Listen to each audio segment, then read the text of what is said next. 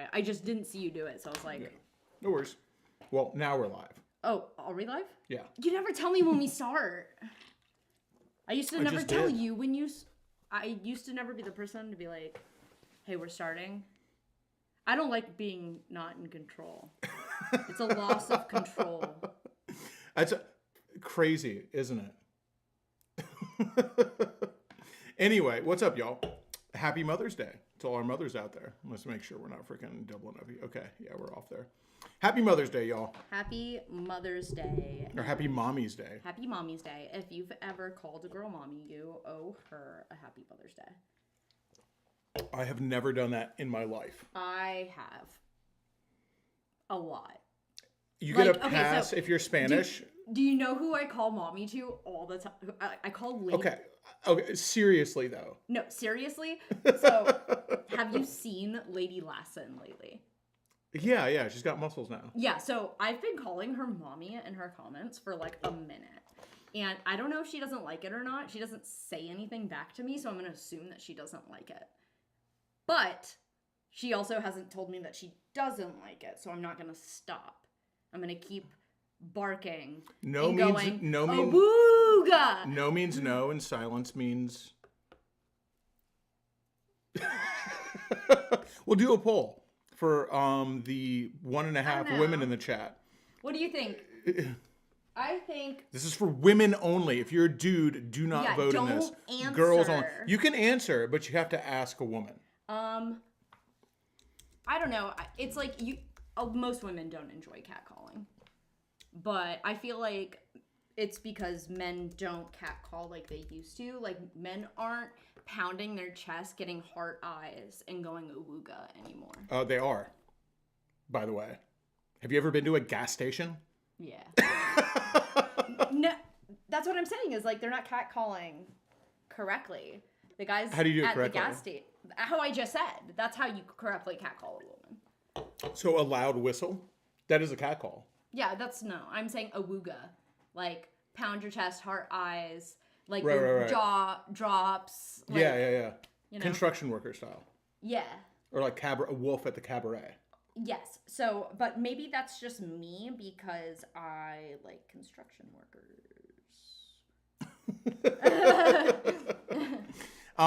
You know, what it is I think that women love the idea of these things. But actually wanting it, actually happening is a different story. Like most things. Yeah, I don't know if that's true because like, one thing that really stood out to me when I was like, oh God, I am not like the other girls, I'm worse, was when I went to New Orleans with my girlfriend and somebody catcalled us out of their window of their car. They just yelled, "Nice dump truck!" And I was like, "Thanks!" And my friend was like, "Fuck you!" at the same time. And I was like, oh shit. I guess it's a time and place.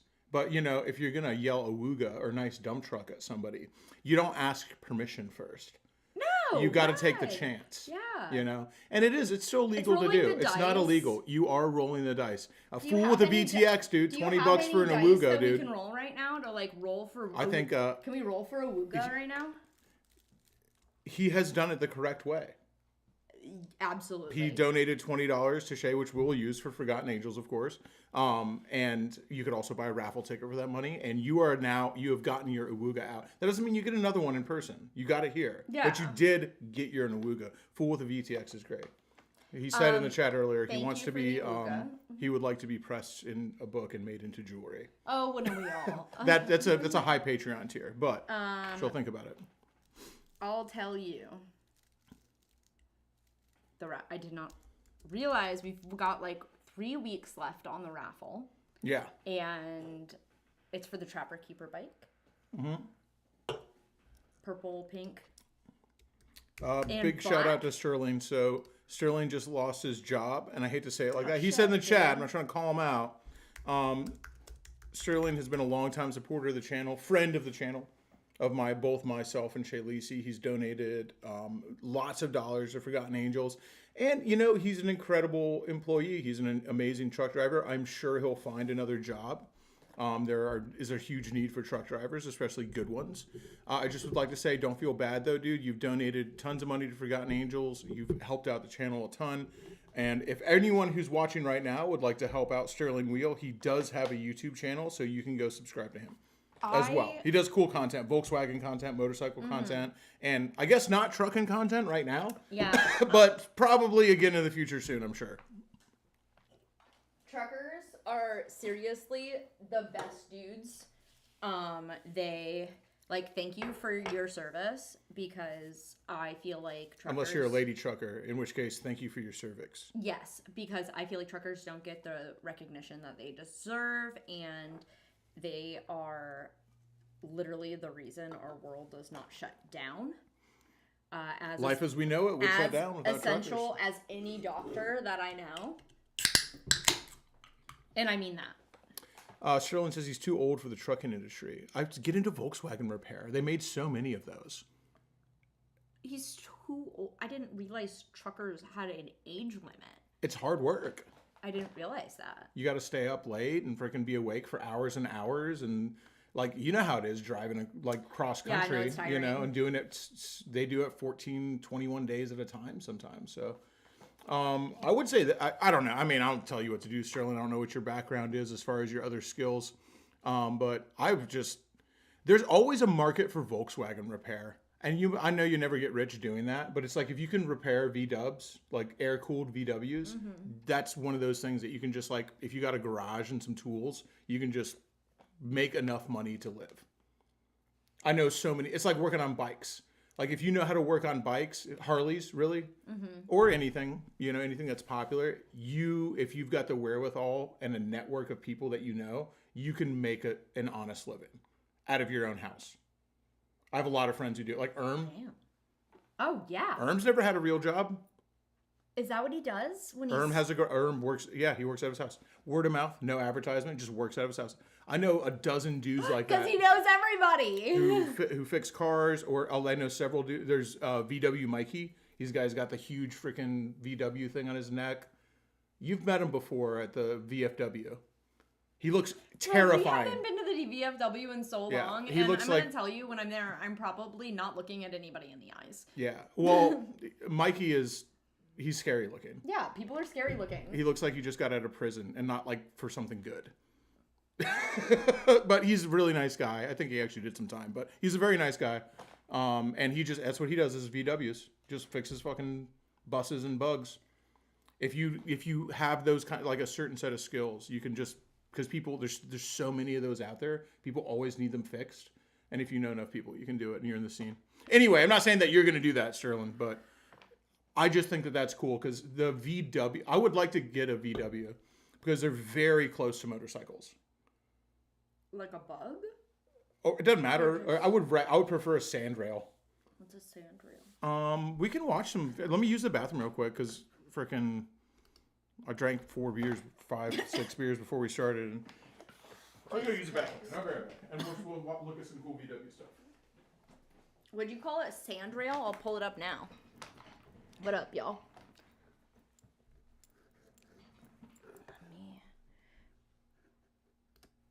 Let's pull up a tab here.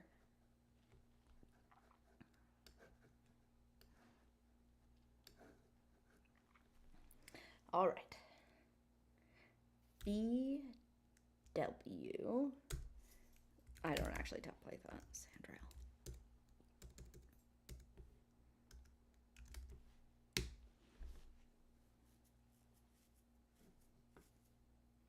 Oh, yes, I am doing something extra today. Thank you for noticing, Brian. Today is actually Mother's Day, so I wanted to dress like my mom's least favorite version of me, which is my emo phase. She hated it so much. I don't have any band shirts left from that era of me because my parents, I came home from school one day, and they turned all my band shirts into rags to wash the car. So, no band shirts.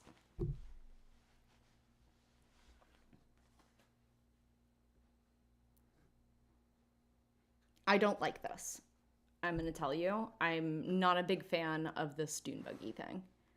This looks like something I would die in. To be 100% honest with you guys.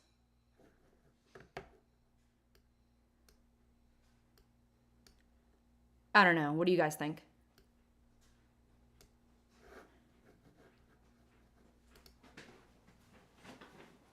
Looking up Sandrails? Yeah, this looks like we would die in it.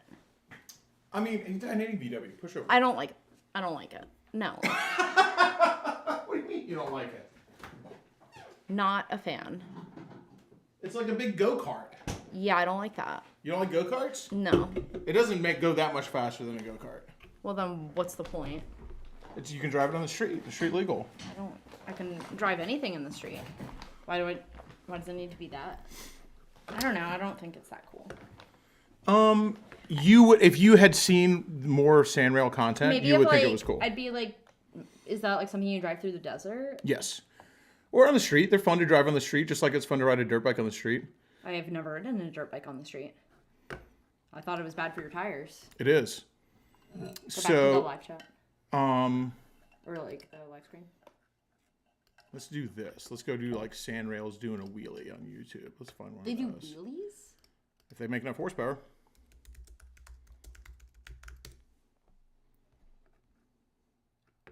Steve says a Sandrail can go 80. So these are not Volkswagen powered, but you can make Volkswagen engines this powerful. You can make them this powerful. Sure, Doug. Anything's legal if you don't get caught. No face, no case. When we all know that. Your Arab blood should make you like this. No, and because this is big time Arab energy. You don't think there's a reason I don't like these? You don't think I would just be a hater for no reason? I would. But maybe it's just like your Arab blood. No, your female Arab blood being like, you're not allowed. No, it's fucking. Sorry. Not beating the allegations today. My uncle had one of these. He's had many ones of these. You know my uncle. Oh yeah. So like, he's modified so many of these, and I have been thrown fucking out of these because my dad drives like a fucking careless asshole. So many times. I do not like these. I just don't. Hey, put on your headphones. I trust no one. By the way, Renegade Bard, I got your text. I haven't watched the video yet, bud. I only trust myself, which I actually realized. Like, recently, I did one of those. I did turn it down. Why do I need to listen to this? I don't know. I thought there was going to be sound. Turn this off. Is that not sick? No, turn it off. Okay. Well, okay. Yes. Whoa. All right. No, all I just right. need the music. I was trying to tell a story. All right. I realized that I like this kind of vehicle even. When I went to my friend's birthday party, we went to one of those like race tracks.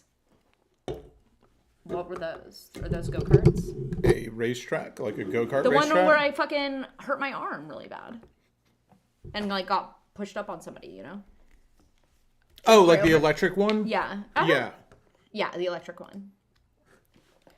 I learned how to drift that day, which was very, very fun until I turned into a projectile and my cart got launched on top of somebody else's cart because me and my friends bumped each other and they kept yelling at us to stop bumping each other, but there was no really there were children authority. telling you to stop bumping each other. Yeah, that's what I'm telling you. Like, the people that were operating the establishment were not older than me, so I wasn't gonna listen. You're not to listening them. to those I wasn't people. listening to them.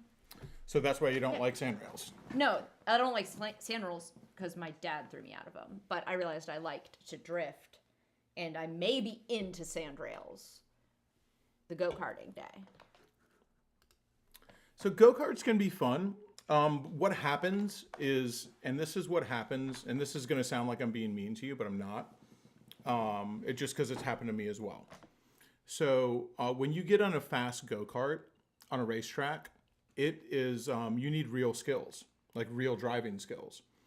And everybody, so Wait, let's finish the I Ain't Your Mama. Let's end that and see where we're at on that. Only 30% of the 3 women in chat are saying call me mommy. It's okay, I get it. I don't want to be called mommy. Yeah. No, you like the idea of it. You want to do it. No, I don't even like the idea of it. I'm going to tell you. Oh, no, I want to call other women. Yeah, to make them uncomfortable. It's not to make them uncomfortable.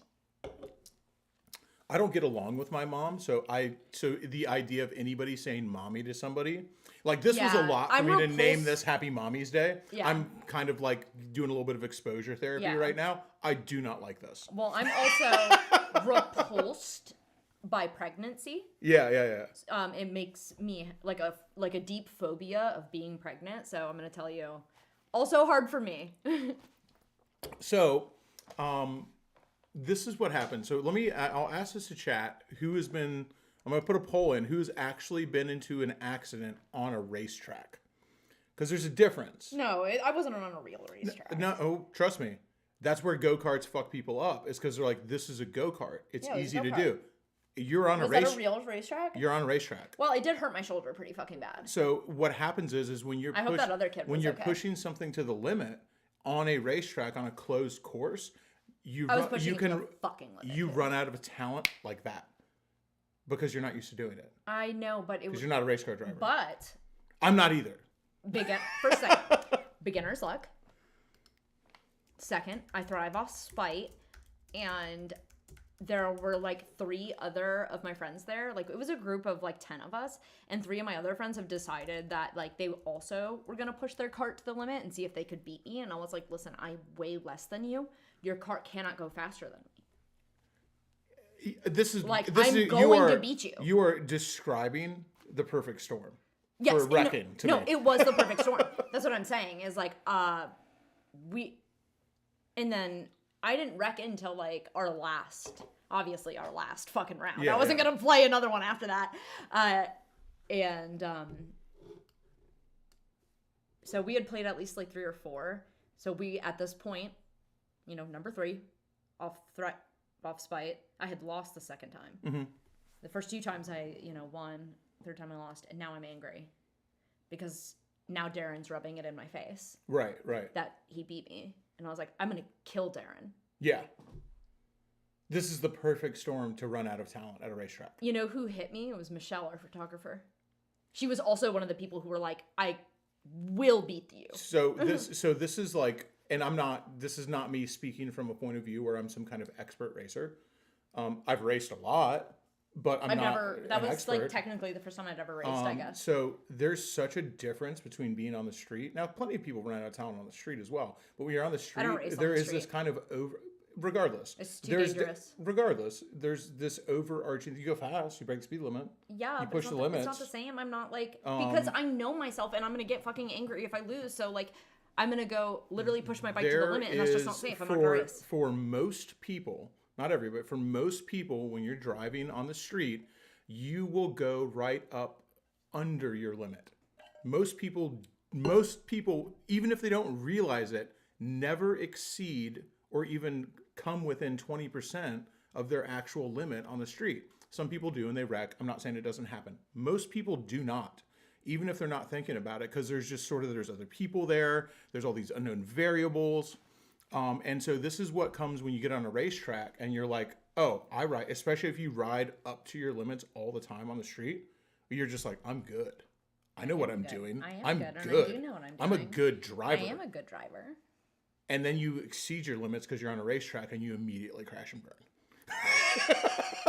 That's not what happened. That's not what happened. That's what happened. I was doing just fine. What happened was Michelle hit my cart and turned me into a projectile where I hit someone else, and I hit them so fucking hard because I was going so fast because I was skirting around a corner, and then I skirted right on top of this person's cart, and they had to pull me off of him. It was pretty brutal. I've been in a ton of motorcycle accidents racing on tracks, but I've been in one bad go-kart accident racing on the track. Someone got hurt. Someone broke their collarbone. Holy shit. I don't know if the other person was okay. Yeah. They were fast though. They were gasoline carts. They did probably like 55 They're fast karts. Yeah. That's like their top speed. So it's like you're not going through the chicane. But like on the straightaways, they were going 55. And it was actually I was part of a not relay race, endurance race. Mm-hmm. So it was like 5 people on the team. You're racing for 8 hours. You know, and you just switch off, and it's very fun. And here's the thing about racing. Was it my fault? Yes. It was my fault because I ran out of talent in a turn. It's like I was on the edge and I went too far. But that's racing. So it's like, is it my fault? Sure. It's my fault because I ran out of talent and I fucking wrecked. But if you're going to get on the racetrack, and these guys are they're all like club racers. It was a SCAA event. If you get knocked down, it was actually the dudes who do. This was with Richard Bittman, whose ashes I have out there. Holy shit! I was on with Richard Bittman doing it, and because he controlled the tower for the 24 Hours of Le Mans. Oh, and for the Rolex Cup. Cool. Yeah, he was super into racing. And so he invited me to be, and so this is something that all the staff of the 24 Hours and the Rolex Cup and all this stuff, they all get together and do it because they're all amateur. Most people who go and volunteer, because some of them were paid, like he got paid to do it, but a lot of them were volunteers. All of them are into racing, so they do club racing. So they would do this whole thing where everyone got together, and mine was not the only injury that day. There were several other people who were injured. It's a race. Yeah. But it's if you get on the racetrack and everybody's pushing the limit, injuries are a possibility. So it's like nobody's mad at you for wrecking. It's just like I pushed it too hard, and I spun out in a turn, and he was also pushing it hard, and he ran out of brakes. What? You guys never fucked around and found out before? Oh, he did, and he came forward in their go-karts. So they don't have the best safety equipment, and he broke his collarbone. Because he T-boned me. Oopsie. I was fine. I finished the race. Oopsie. But it was technically my fault. I guess it's some amount of blame. I would say it's maybe like 30-70. Some amount of blame could be put on him. But it was more my fault than his. But that's also when you're racing, like when we're racing dirt bikes, people run over each other all the time. There's a fast go-kart track out. I think it was off of 41 in between here and Sarasota. There's like it's a big fast track. Well, then it's fine because Florida's like a 2 mile long track. Florida's a no-fault state, so. Oh, it's fine. He was cool. He wasn't a dick about it. I'm joking. Yeah. All right, just real quick, because the Faulkner asked if the gloves were good for everyday use. Yes. Yes. I wear my Odin gloves literally every single day. So, and I use them as work gloves most of the time too. Yes, they'll be fine for everyday use. You can wear them every single day on a cross-country trip, and they will last for years still. Maybe somebody's worn them out and worn holes in them, but I've worn mine every single day for years, and they're just fine. So they're good for you.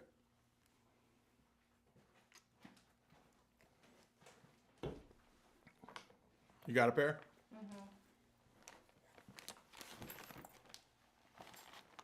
No, my pair that I worked on the bike with are in Portland. No, they're in. No, that's my very first pair. I know. They don't even make those anymore. I wanted you to show them the difference. Those are not made anymore. I know, but show them the fucking difference. I mean, they still make them, but they don't make them. They make. Shay. I know. Okay. I'm just saying that those aren't a good example of what they make anymore. Yeah, because they made them better. I was trying to show the difference. So a better one to show the difference on would be the wizard gloves, because these are two different types of gloves. I understand that, but they're the same pattern. So okay. It looks more like the same. It's a more of a dramatic reveal when you show them this one and then show them this one. Wow, what a difference. Look at how much you could wear this glove. It lasts so long. I'm just trying to be honest about it. Like, yes, it's a good everyday glove. They are the new MX gloves they did are freaking killer. Yeah, they're way better than their old MX gloves. If you had, and I wore their own. So these MX gloves were their old style, and they're really, I mean, they're leather palmed, but they're really just, they're just summer gloves. They're like mechanics gloves, kind of, but with a tougher palm. But they also released. But they don't make these anymore. Their new ones are way better than this. They do. They re-released. They're not like this. I know, but they re-released them as the summer one. So they re-released the summer and the heavy hitters. I know, but they're like, so if you grab the wizard gloves, they're nothing like these. Yeah, and they also have heavy hitters and summer gloves that SMX design. The wizard gloves style. are summer gloves. Yeah, but they also made the. Yeah, but they're nothing like. It's the colorway, but the actual glove construction is nothing like that. I was just trying to make it confusing. I was just trying to do like a look how old these look. Look how new these look.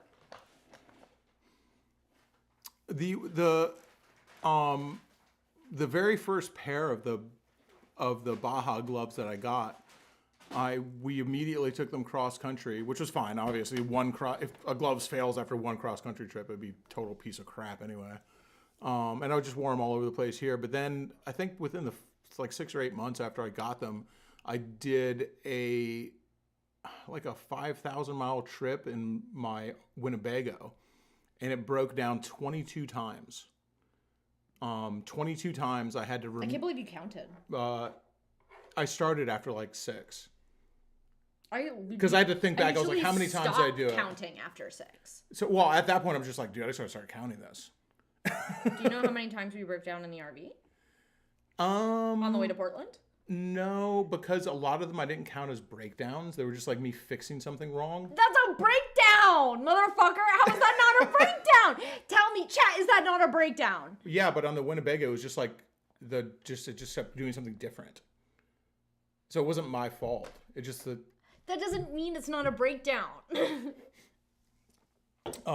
So I 22 times I had to remove both front seats,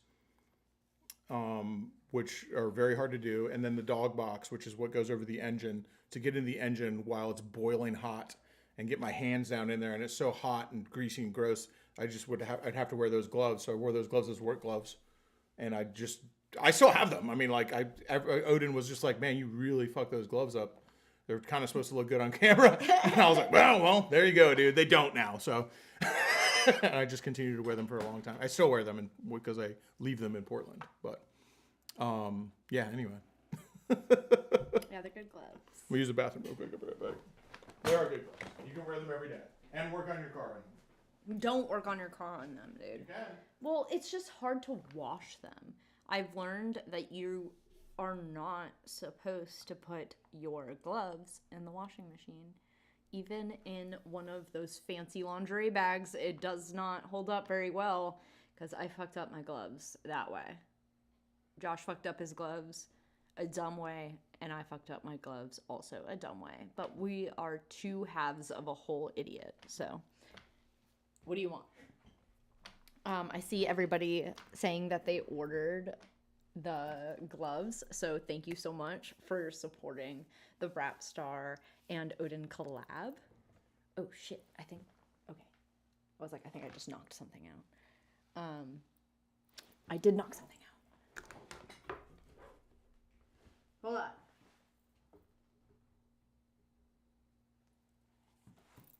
What the fuck did I do? Shit.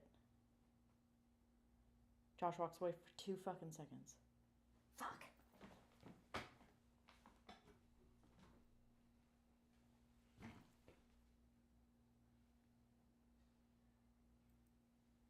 Okay, I've got one screen back. All right, and this one, are you coming back? Is the screen gonna come back? Come on. Technical difficulties. Sorry, guys.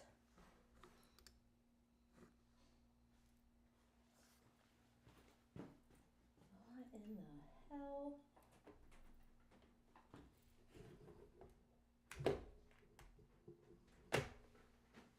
We lost the screen for some reason. Oh.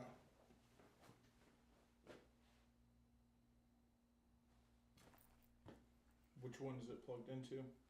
It was plugged into this. I just moved the ports to see if it would like turn back on.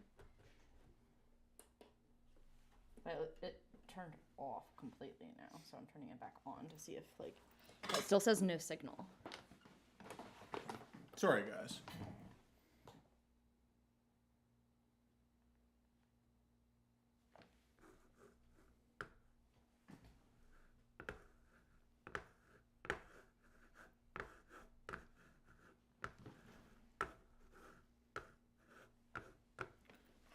That's weird. Yeah, right? Like, why? I don't know. It literally just, like, cut off. Maybe this thing started overheating? Is it warm? It's only got one thing plugged into it. I fucking work that thing hard as shit.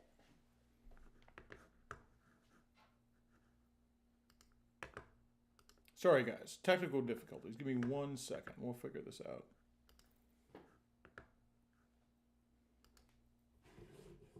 Is it reading it? It looks... Because look, there's 3 screens, right? Yeah. So why is it not?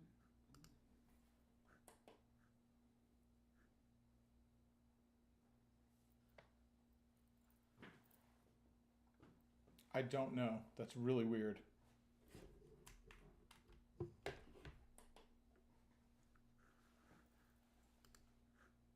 It's reading it because it's not moving all the stuff, or else OBS would be over there. It's just not freaking taking the. Did you try unplugging the HDMI from the actual this itself and plugging it back in? No.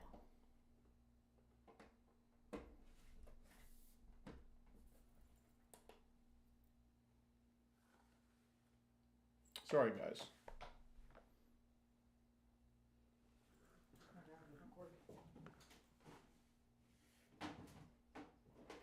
So anyway, let me keep on going. Did you stand up? Did you bump the table or something? Or not even? What did they fucking tell on me? You bumped the table? Bitch! You What bumped the fuck, table? Michael? What a snitch! Dude! I was just being expressive and I fucking hit the table a little too hard, okay? It was not my fault. It's not my fault, okay, Michael? Michael? Don't fucking... Careful now. Don't be a snitch. Fucking...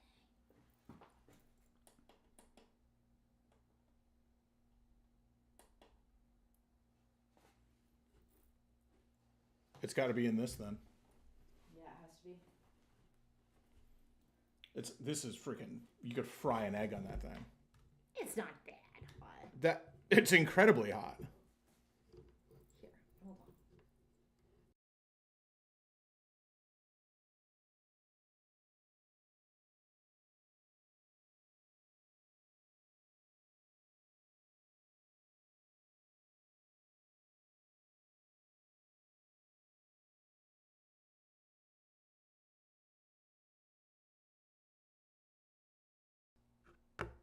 Go to microphone.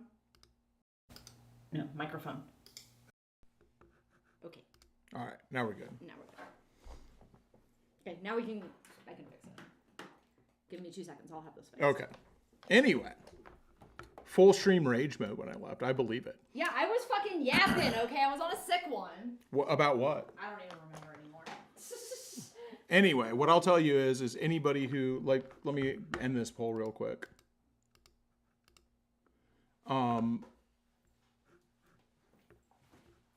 If you've never raced on a racetrack, this sounds like so weird for me to say. It makes me feel bad, it makes me feel gatekeepy a little bit. But if you've never pushed it to the limit on a closed course, man, it's so easy to run out of talent when you're racing, because it's a place that unless you do it regularly, you never go there. It's not something you do every day. So you think you're good at it, but you never have the chance to test it. Mm-hmm. And you think you're testing it on the street because you're like, I'm driving a little fast, but it's not racing. It's a really weird thing, man. And anybody who races regularly will know what I'm talking about. And just because I've realized this does not make me a good racer, and it doesn't make me fast. It doesn't make me very, like an amazing driver or rider or anything like that. Certainly. We're back in business. I fixed it, guys. Don't worry. But what it does do is make me a little more aware of my limitations than most people. And I think that that's the first step in racing, is becoming a little more aware of your limitations. You want to move over a little bit? No. I'm fine. Anyway, we're back. I'd be so great on the news. Not in the front of the camera, I'll tell you, because I swear too much. But in the back, I'd be a great producer. Would you? I think so. In another life. What would you produce? In what way? The news. would you tell them what to say? Or no, like I could you would fix all just the point things the that camera. No, I'd be so good at fixing the broken things. Well, anybody can do that. Oh my god, no they can't! You just have to teach them how the stuff works. A monkey can do it. That's not true because you cannot fix it. I don't want to learn. Yeah, well, so a monkey can't do it. No, I'm just like, monkey, where's... I look around, I say... Do you think a monkey wants to learn how to fix a computer? I look around and go, where's my monkey? This isn't working. I'm not. No, we've never done a track day. You damn dirty apes! Oh my god. Nobody does it like Heston. We should freaking kill our monetization and watch Charlton Heston scream, No, you damn dirty apes. Don't. Dude. Don't do it. It's so good. We haven't made enough, like, donations to kill our fucking monetization. Yeah, no, most people who are good at racing start when they're very, very young. It's a family thing because racing is like most things that you think you're going to be good at, but ultimately aren't. It's a combination of 100 little things and not one revelation. That's like almost everything that you're like, damn, I would be good at that, is not just like having this secret ability. It's just the application of 100 small actions. So, and that's everything. That's art. That's singing, I just have this music. Like, sick thing that that's deeply wrong with me. That anytime I see something that I think is interesting or cool, I'm like, I could do that. Me too. So right. The only reason I realize this and I'm speaking about it is because I was humbled in this way. Like this happened to me. You don't like that thing or just fucking hold it? Is it a prop? Fucking cowboy killer? Roland? You gonna like that cigarillo? Wait, where's my gun?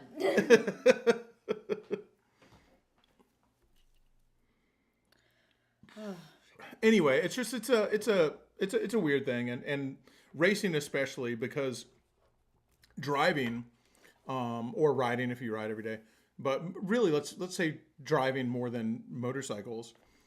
Driving is something you do every day, so you're like, oh, dude, I would be good at racing. I would be a good race car driver. I drive my car every day. Mm-hmm. So it's really sets you up for a big fall. And so I would also be curious how many people, if people are ready to be honest in the chat, how many of you guys thought you were going to be really good at racing cars and then just got into late model racing or circle track or something like that, and just was like, oh shit, this is harder than I thought it was going to be. Fool the VTX, my man, dude. You're fucking, you've graduated from getting turned into jewelry to not getting turned into jewelry. It's a very weird tier list. But you win it. You get to live now.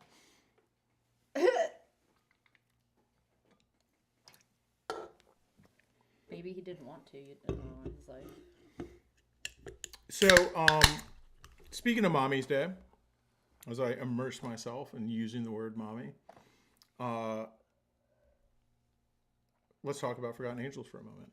Yeah, some people don't have a mommy. Some people do have a mommy, and their mommy just sucks. Speaking of Forgotten Angels, I'm not going to bring it down that much. We're about to talk some shit. Oh shit, are we? Yeah, we're about to talk some shit, dude. Well, shit, let me flip my cowboy hat around like Ash Ketchum. I'm just kidding. Yeah, we're about to talk some shit. You guys know about Forgotten Angels. Most of you guys here. There's 212 of our closest friends and family in the stream right now. And most of you guys know about Forgotten Angels and what Dave and Cindy do there. What we do, and not all of us, because a lot of you guys have, there are people in the chat right now who've donated their time in ways. Most people can't donate their time, unfortunately, because like I don't donate my time to Forgotten Angels other than to talk about it and to show bikes to people and to tell people about it. That's the way I donate my time. I don't donate my time to mentoring kids or teach them how to do stuff because that's not my forte. Yeah. It's very difficult. It's way harder than most people think. Kind of like racing cars or motorcycles. It's harder than you think. Truth. To be a mentor to somebody. The consistency that's needed to do that, regardless. But some people in the chat people have done mentorships and really helped out in different ways other than just telling people about it. Not that telling people about it's a bad thing. It's a good thing. That's what we do. So if you do what we do, I'm not going to say that's a bad thing. It's a good thing. But there's real work being done. There's real work being done. David and Cindy work very hard every day, and many other people who aren't on camera and aren't seen. And there are people who are helped, and young men, and very soon young women, which is what we're working on right now. I think that once a bike gets raffled off, a lot of people are just like, oh, it's over. Everything's fixed now. And I'm like, I wish it was that way.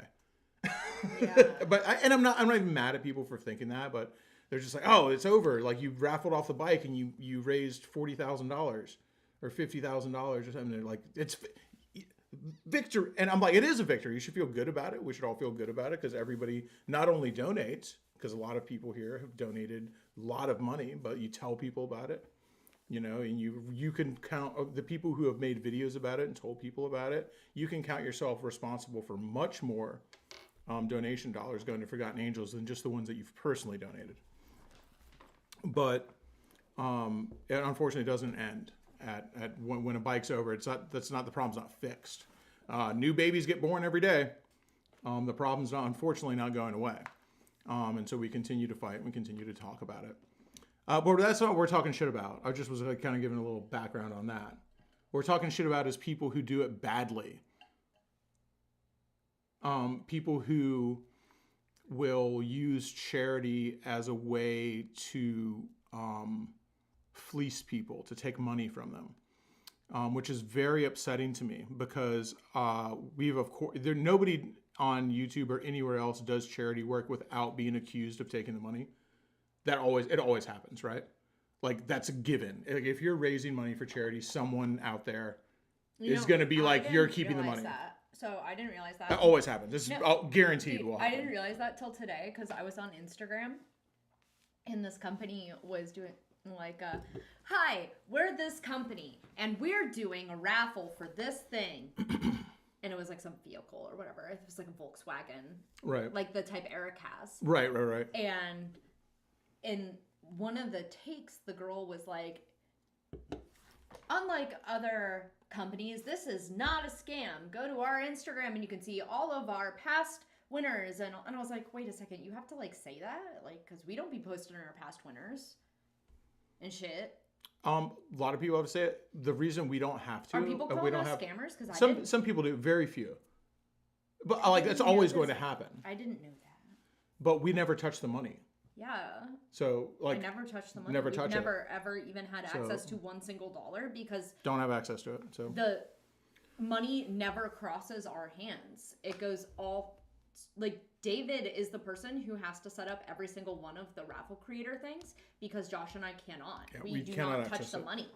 Like, so, and that's, you know, that's not weird. I like it that way. I don't want to touch the money. I won't even take like if someone's like wants to give me $100, no, I'm like, don't even give it to me. Even at the camp out, like, people try to give me cash, and I'm like, absolutely not. Please just hand this directly to David or Cindy. I do not want to be handed cash for any fucking reason ever. Yeah, and like, I even learned my lesson on motorcycle donations too. Like, that's got to go through David. So anyway, yeah, no. So that's always going to happen. But the reason it happens is, like, there's a small percentage of people who are just always going to be suspicious anytime large amounts of money I'm not suspicious. Well, anytime large amounts of money get talked about, like if you talk about $500,000. $500,000 is a life-changing amount of money. That's a lot of fucking money. It's a life-changing amount of money. If we got $500,000 right now, our lives would change. Yeah, that's a lot of fucking money. So that's for almost anybody. Unless you're already a millionaire, that's a life-changing amount of money. When it comes to you're trying to change 500 lives, all of a sudden it's not a life-changing amount of money. And so it goes so quick because you're talking about all these people that need help. So it's not like, okay, we got $500,000. That's most people, you know, if you're trying to, how much money does it cost to take someone from being homeless to living in a home and having a job and being a productive member of society? I would ask you guys in the chat, how much money do you think it takes? And we're going to get good answers because most of the people who tune into the streams I don't have an answer. You know, I don't have an answer. It's in the six figures. That's a lot of money. It's six figures. That number has come up with people who know more than me. I didn't come up with that number. That's a number that people like social workers figure out. Be like, dude, it's well over $100,000 if you do it bare bones. and easily goes into the hundreds, plural, of thousands of dollars to take one single human being from being homeless to not being homeless. Because it's not as easy as just like, here's $5,000, go rent an apartment.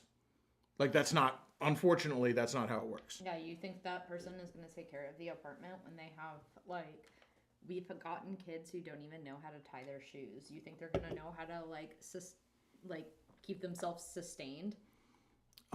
So it's a lot of money. And take care of an apartment, like... Yeah, and Faulkner's right. It's closer to $200,000. And that's if, like, you're just, everything goes by the book, which it doesn't, ever. You never know what's going to happen. And then there's ones that goes good, that people, you give somebody a little help and they just bootstrap themselves, and they all of a sudden they got their own business and 2 houses and and they're great. Unfortunately, that's not usually the norm, because the type of person who becomes homeless is not normally the type of person who's like that. Because not everybody's like that. And not being able to just bootstrap yourself and make your own way without anybody helping you, not being able to do that doesn't mean you're not worthy of saving. There's lots of different types of people out there. Like, everybody is kicked out. Not everybody's kicked out from their foster home at 18, but it's like from a lot of kids who are put into this, I call it, like, it's literally kids for profit. It's like where the people are taking advantage of the foster situations and getting these kids out just so they can get another kid in. Like, the money shuts off. They're 18. They kick them out. 18, so it's like, and these guys are making. It's not even that, like, another kid's being born every day. It's another kid turns 18 every day. Yeah. So, regardless, that's just a small explanation of some of the things, what it's like where the money goes. What are we talking shit about? No, Idubbbz. Oh my God, are we talking shit about Idubbbz? But they have to. You can't just. People don't know who he is. You can't You can't just start talking shit about something these guys don't even know about. No, I didn't like. We have to lead up to it. I know. I just get like. I didn't even realize that, like, because it makes us look bad. So I made a video. Do you remember? Yes. And I got flack for that from I won't say who it was, but I got like text message by a couple people who were just like, why are you doing this? Is so weird. Why are you doing this weird virtue signaling thing and blah blah blah. Who were like yelling at me about it. I believe in it. I didn't care. I left it up. So what happens is there's people out there who use charity, unfortunately, as a way to kind of astroturf their own agenda, and sometimes their agenda is just furthering their own career, maybe creating an idea or a concept around them that changes who they are. Maybe it's just they need to look good. I will tell you, from Forgotten Angels, we don't take any money from the raffles and never have. But I will say this, it has been very beneficial to us in networking. Yeah, we've met so many great people. Amazing people. And not just people that we treasure and love, a lot of you guys out there, but also business partners. Mm-hmm. I would say that I owe to my entire lifestyle right now, which is not that lavish, but it's a lot better than a lot of people have out there in the entire world. There's people out there living in mud huts right now, so it's like I would say I would say most people in the world in America would be like, it's not that great. But I would, in my opinion, it's lavish. I never thought I would live like this. Like, no, it's like when I go to the grocery store, like I worry a little bit, but not that much. It's like, to me, that's like lavish. If I have to spend $100, I'm like, whatever. I mean, I don't want to do it every day, but what I mean? So it's just like, it's stuff that it's like, I'm like, I think that I live a pretty lavish lifestyle. In so much as that I don't worry that much. Yeah. Well, you aren't Hassan. Yeah. Okay. Like. So there's Hassan's one too. There's people here on YouTube, because it's like there's always a lot of scrutiny on people who raise money on YouTube, and this is probably one of the things that hurt us the most, because the conversation is about, I think a lot of you guys will probably know who Idubbbz TV is.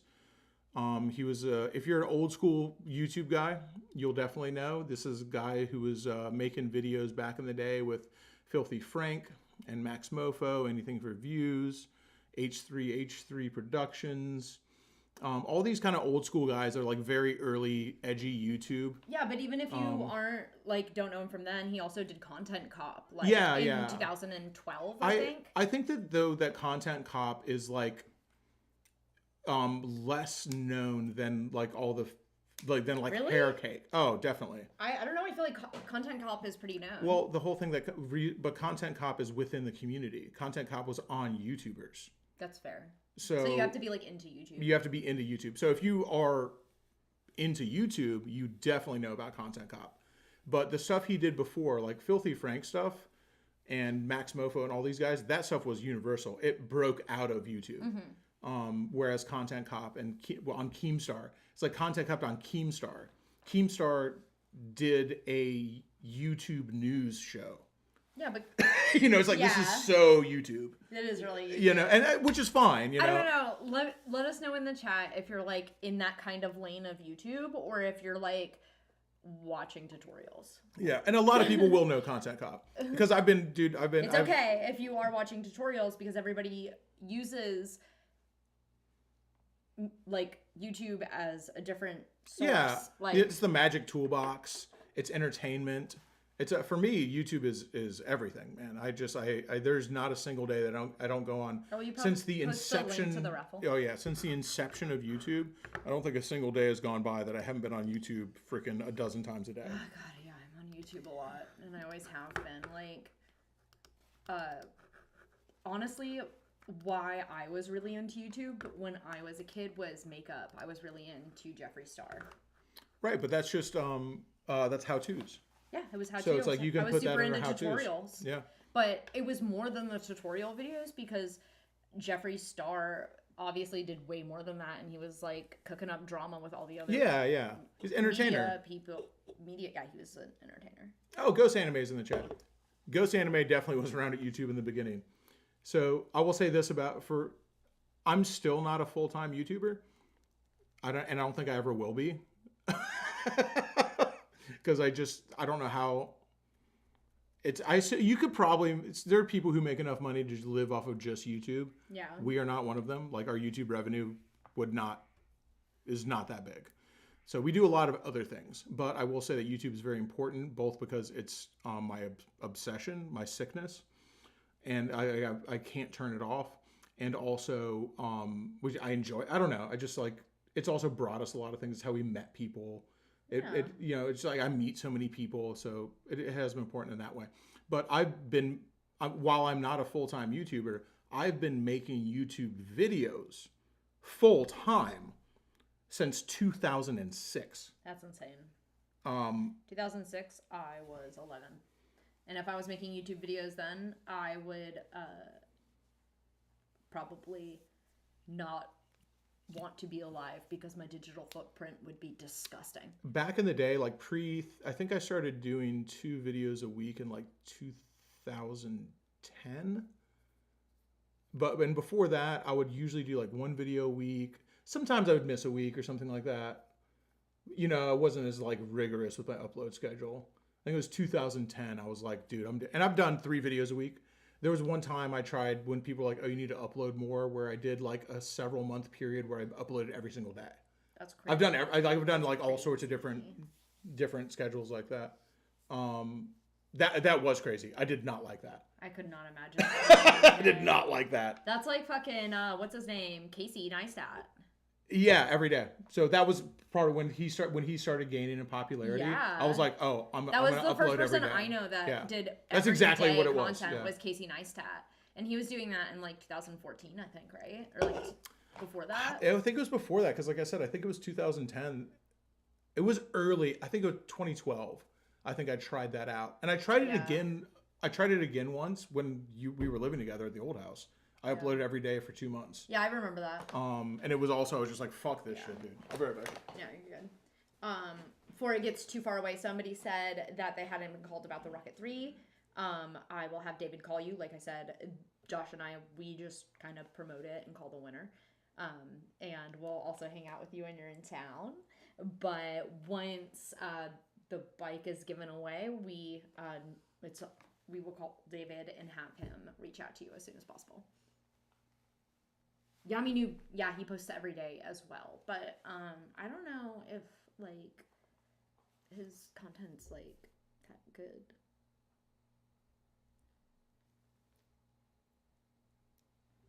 So, like, I believe in quality over quantity, but, like, that's just, like, my personal opinion, okay? Oh, I didn't even know that stuff with Casey. He's such a good video maker. Like, he is elevated past YouTuber status. He's so awesome. So, like, that's even, but still, what we need when we're talking about YouTube drama, it's just, like, drama within the community of YouTube and having to do with the YouTube space, because it's different than TikTok and Instagram and Facebook and all these different social media platforms. YouTube is a very different social media platform because, I mean, it used to be much more engaging. Like, you used to be able to send other creators messages. You used to be able to engage in a lot of different ways than you can now. I mean, you can still comment on people's videos, but, like, they've taken away a lot of the tools that they used to have to make it more of a social, like, to make it less social media and more a video platform. All right, here's the next idea. Because someone asked, when's the wet spot shirt coming? This is what I was thinking about while I went and peed. All right, so we'll do the shirt. It'll be a shovel head FXR leaking oil onto the ground. And then the text is going to be, it's not pee, it's different. That's funny, right? That's good. You think of that when you were peeing? I thought about it while I was peeing. That was definitely pee. It wasn't different. But it wasn't 60 weight, thankfully. Something would be wrong. Anyway, that's going to be a good one. Anything happen? Cool. Are you leaving again? No. Okay, I was like, what the fuck? My piss levels are dangerously low. I have to refresh.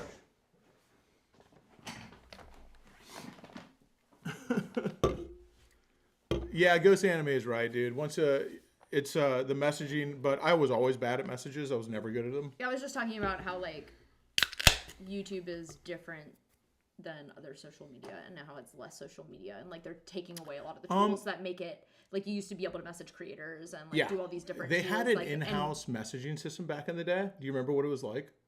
No, because I wasn't a creator then. I think I maybe vaguely remember messaging creators, but obviously I was a kid, so nothing was getting replied to. It was so weird. The way you did direct messages on YouTube was just, it wasn't like a separate app. Like everyone, like when you direct message somebody on Instagram, it's an app, or Facebook Messenger is its own app.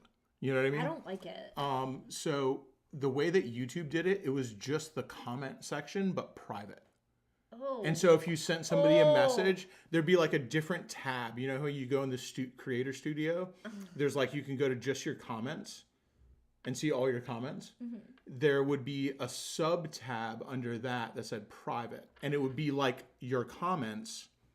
No, I see why they took that away. I see why they took that away. Well, they had it for years. I would take that away. Do you guys, is anyone... You guys nobody should have that kind of power or access to somebody. I remember I messaged people like that and talked to people. Like, you always wonder, like, it's so weird now, like, because YouTube is a weird small community, and if you've been doing it for a super long time, you know, it's weird how many people you end up knowing. Like, this will happen with me and Shay all the time. We'll be watching somebody who now is like a celebrity.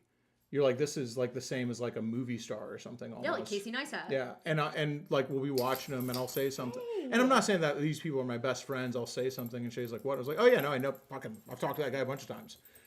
Because back in the day, when people were smaller... you said you knew Harley. Yeah, no, I know. From fucking... Epic Mealtime. Epic Mealtime. I'm telling you, it's just like YouTube... What the fuck? Like, why do you know him? Because it was so much easier to talk to people back in the day because it was tiny compared to what it is now.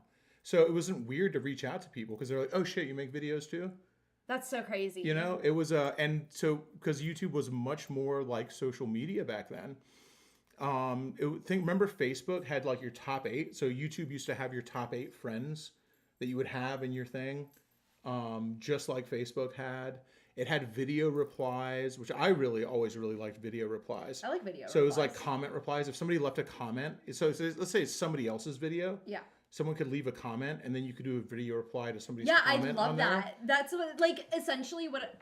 Or to the video, like you would be a video comment. I love that because they've only done it, like, reintegrated that with the tool where the creator can do a video reply. So if you guys leave a comment on my video, I can do a video reply and share it as a short and be like, oh, this person said this, that, and this is. I mean, they took it away because it just was and turned into bullying. Yeah, well, now they're bringing bullying. They're bringing bullying back. Bullying is back.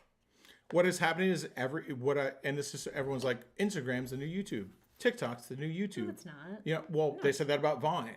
You know, they said that about so many different apps. Oh, and I've been on YouTube. I've been on YouTube for long enough to watch. I have watched YouTube go through all of these trajectories and come back. And I'm watching like Instagram do exactly what YouTube did. Are you almost at 300K? Yeah. Holy shit, good for you. Like a few hundred away. Thanks, Right Heat Doug. Good for you. Also, I must have missed Chasing Ghosts said that her wife, she says I was her algebra tutor, which makes me assume that she just got her GED. Which is awesome. I'm not talking shit. That's great. I just want to give her congratulations because I didn't see if she said that's what happened. What? Well, you know, we love Chasing Ghosts. She was at the camp out. She's also a truck driver. I don't think I understood what you said just She said she was replying to somebody. She said, thanks for the congrats earlier, but the congrats go to my wife. She earned it. I was just her algebra tutor. And so I'm just like, did your wife... Oh, okay. I'm just wondering what happened. I want to know. Now I understand. Because we know Chasing Ghosts. She comes to the camp outs. She's great people. She also has a YouTube channel. If you would be interested in... well, she is an interesting person.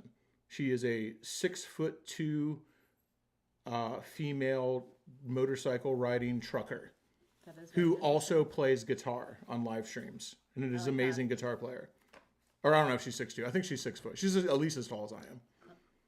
I know because I've stood next to her. Dan, we all. Oh, she graduated college. So I said GED. Okay, I was aiming low. If I said college and it was GED, it would look bad. There's college algebra. Dan, we all miss Jenna Marbles. Oh, I wish Jenna Marbles would come back. She did do blackface. It's a real bummer. Oof. That's why she left, dude. But that was old YouTube. That was old YouTube. Dude, there were so many creators who did blackface. Well, the problem was it was just like giving kids guns. I'm not saying it's like okay that no. It was just like giving kids. It was like giving kids guns. Yeah, you're allowed to put this video out there and anyone in the world can see it. That's why I said I am so glad I didn't start making videos until I was of age, because my digital footprint would be just disgusting. Well, there's a reason every video I've ever made before 2010 is deleted. Actually, I wish they weren't. It was a lot of hunting videos and bar videos. I would always film like people doing dumb shit at the bar, like small short videos. Yeah, somebody said, fun fact, if you don't look at what people say online, it's like no one said anything, but then you don't get to see all the good stuff, and then I don't get to interact with all these awesome people in my comment section and meet all these new friends, and when you meet me in person, I'm like, hey, I'm Chasing Ghosts, and I'm like, oh, I know because I talk to you in the chat all the time. That's true. So, but if I didn't look at my comment section, I wouldn't know any of you. So I will say that Brian does also interact with his comment section. So yeah. So. Renegade Bard's a good dude. We love him. I meant to watch the video he sent me earlier. Just haven't watched it yet. We had a cool one. It was weird. So you don't even watch the videos I send you. So we went into it's coming out in Wednesday's video, but we went to the largest bookstore in the world. I think so. Think so? Yeah. What was it called? The name ran out. Powell's Books. And it's a chain. But, you know, bookstores are rare these days. The first one that we went to was... Oh, damn. I'm getting so sidetracked. We were talking shit about Idubbbz. Yeah, why are you talking about Howell's Books right now? Well, because I was thinking about it because it's in the video. And yeah, but what does this have to do with Idubbbz? It doesn't. So anyway, back on track. Sorry, guys. Okay, I'm going to go to the restroom. Tell them, get back on track. This all is leading back to YouTubers. It is leading back to YouTubers. This is all part of it, okay? So... we just keep having... That's not true, Ghost Anime. I met you at a little thing called Southern California Motovlogger Meetup. Oh, AKA was that with Sub D? Scum. That's what I like to Ooh, call I it. like that. So yeah, that was with Sub D. The Bay Area Renaissance Festival. Barf. I love that. So yeah, so this is back in the day, dude, and this is like, it's so weird how many different meetups have happened and how many different things have been like popular and crazy. But I think that SoCal Motovlogger Meetup was definitely the first one that was pretty fucking wild. That kind of set the stage for being like, oh shit, this can be done. Like people will come hang out at this. And I always liked it because it's just like, well, Sturgis started somewhere, you know, and Daytona started somewhere. So starting your own event was pretty wild. But SoCal Motovlogger Meetup was definitely the big one, dude. Yeah, and I was about to say, Ghost Anime, I freaking met your ass there. And yes, you're a weirdo, but so am I. So I love you. It was very cool meeting you. And just that you're still here it also makes me very happy. So SoCal Motovlogger Meetup was something that was put on by Suburban Delinquent and Arson Rides and Baker X Derek. Sub D and Arson are no longer making videos. They'll come back every once in a while. Sub D kind of came back a little bit not too long ago. They're good people. They're people I know in person, people whose phone number I have, people I count as real friends. Baker X Derek is still making videos. I love him for it. And they're still good. He's still rolling around San Bernardino and doing wild shit and having a great time, and his videos still rock. Good people. So that was the first one that I remember that was like a big deal that we went to. And I flew out there for it. It was a lot of fun. It was a wild freaking party. I had a great time. We're bringing this back to Bad Actors for Charity. And it's, you know, I don't try not to focus on the bad stuff too much. But I kind of gave you guys the overview earlier of who Idubbbz was. Old school YouTuber, very popular. I don't know how much he broke outside into the mainstream. Like a little bit. Not as much as some. Not as much as people like Smosh or like Rhett and Link or even like Philip DeFranco or Good Mythical Morning. Like all this. There's plenty of ones on YouTube that have broken out into the normie world. But I think that Idubbbz was about as big as you can get without breaking into the normie sphere. When I say normie, I mean like somebody who's not like a YouTube person. And most of you guys in here are YouTube people. And it's a little more nebulous now if you're a YouTube person. But back in the day, it was definitely something that like, you didn't tell people you made YouTube videos. You would get clowned so fucking hard. Like it was embarrassing almost. He did a charity event, and me and Shay went to the first one because I'd always been a fan of his content. And even though he'd done a lot of weird things online, I still wanted to support somebody in the YouTube space who was doing a charity event. He did an event called Creator Clash. I believe the video that we made going to it is still up. And we were treated very well there. It was a lot of fun. It was a great event, and it allegedly raised a ton of money for charity. It allegedly raised over $1 million for charity, which is amazing. But, you know, just a caveat to that, I've never seen a breakdown of their costs.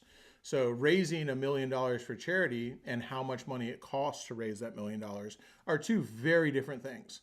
So if you buy a bike for $40,000 and you raffle it off for charity and you make $50,000 in raffle ticket sales, and 100% of that gets donated to charity, minus the cost of the bike. Did you raise $50,000 for charity, or did you raise $10,000 for charity? $10,000 is nothing to sneeze at. That's not a bad thing. But I would think that you would probably say, I raised $10,000 for charity, not $50,000, because $40,000 that one, and that's just an arbitrary thing. You know, I try not to do that because I think that that's misleading. You should talk about the cost. And most charities, this is why we don't touch the money. Not most, all charities. If you're an actual charity like Forgotten Angels is, you have to have all of your records, what you spend the money on, how much money comes in, how much money goes out, who gets paid, where it goes. All of that is public record. Anybody is allowed to access that. It has to be public record. At least that's how it is in Florida. So what happens with a lot of shady companies who are kind of leaning on the whole charity shield to get people to give them their dollars is they will raise the money personally. Another big one that does this is the gentleman's ride. I'm not trying to convince anybody to not go to the gentleman's ride, but that's the one you guys would all know about. Is the gentleman's? Is that what it's called? The distinguished gentleman's ride. DGR, the distinguished gentleman's ride. I don't really disparage that event because it brings a lot of people into the sport of motorcycling, and so I think overall it's a good thing. But I'm not a fan of it. I don't think the people who run it are good people. And I think that they steal from charity. They don't steal from charity. They steal from people who think they're giving to charity. And I can't prove that, obviously. So I don't talk about it a lot. Although someone will probably clip this and send it to the DGR guy, and I'll get in trouble from somebody. Though I can't get in trouble from anybody because I don't owe nobody's shit. So I can't get in trouble. I can say whatever the fuck I want. But DGR, when they take in their charity dollars, what DGR does is they are a independent for-profit company that makes a non-disclosed charitable contribution. So they don't have to say, and to my knowledge, someone prove me wrong, please. If I can be proven wrong, I would love to be proven wrong. They don't have to disclose how much they donate to charity, and they never have. So if somebody doesn't disclose, if they take all the money, if you give somebody $100,000 and they're like, I'm going to donate to charity, give me $100,000. I'm the fundraiser. Give me $100,000 and I'll donate it to charity for you. I need 100 people to give me $1,000. And I will, don't worry, I'll donate it. Don't trust me. I'll donate it to charity. Don't worry, I'll do it. So if that is the case, you would think that if it was all of it, or at least most of it, that'd be a very easy number to disclose, wouldn't it?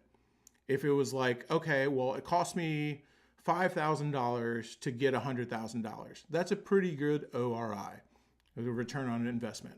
That would be a pretty good thing. You'd be like, that's dope, dude. It only costs you $5,000 to get $100,000, so it's a $95,000 ROI. That's great, dude. I think that anybody who donated money would be happy about that. It's like if you were part of the people who donated towards $100,000, you'd be like, damn, the dude who ran this was really good at his job. He spent a minimal amount of money to make a lot of money to do a good thing. I feel like my money was handled well. And so they don't disclose it. So I feel like it'd be really easy to disclose if it was most of it. I don't know what it is. Maybe it's all of it, and they just don't disclose it. They operate out of Australia. Australia has very weird charity laws. Charities are very easy to take advantage of in Australia. This is a very known thing, easily searchable. You can look at the statutes and all the laws. Australia can be a very corrupt place. Australia is not to be political, but Australia is what happens when a country doesn't have a constitution. So it's Australia is rife with, America has more than its share of corruption and nepotism, but I think that Australia is probably much worse. And you just don't hear about it as much because they're better at it. So nobody's tattletaling on anybody. And their charity laws are definitely one of those, because you can do exactly what I just said, where you can just be a company that collects money and donates it to charity, and you can call yourself a charity. It's very weird. So Flip and Zippo, the bike giveaways, they're fine. I don't mind gambling. So a lot of people give away bikes for profit. I don't necessarily think that's a bad thing. So if you're going to sell 100 tickets for $25, you got a 1 in 100 chance of winning a bike. I bought $40 worth of scratch offs yesterday. So I gamble. I don't have anything against it. We do it for charity, but just because we do it for charity does not make it somebody who does it for profit a bad person. I don't think they're a bad person. Nobody's freaking holding a gun to your head and forcing you to buy the ticket. Now, if they're lying about it, and saying that their money's going to charity and it's not, that's something that should be looked at. But if they're honest about it, being like, yo, I'm just trying to make some money. I've got a bike. It's $25 to get a chance at it. I don't think I don't have a problem with it personally. But I mean, I go to the casino, and I buy scratch offs. So of course I wouldn't have a problem with it. I don't have a problem with gambling. So.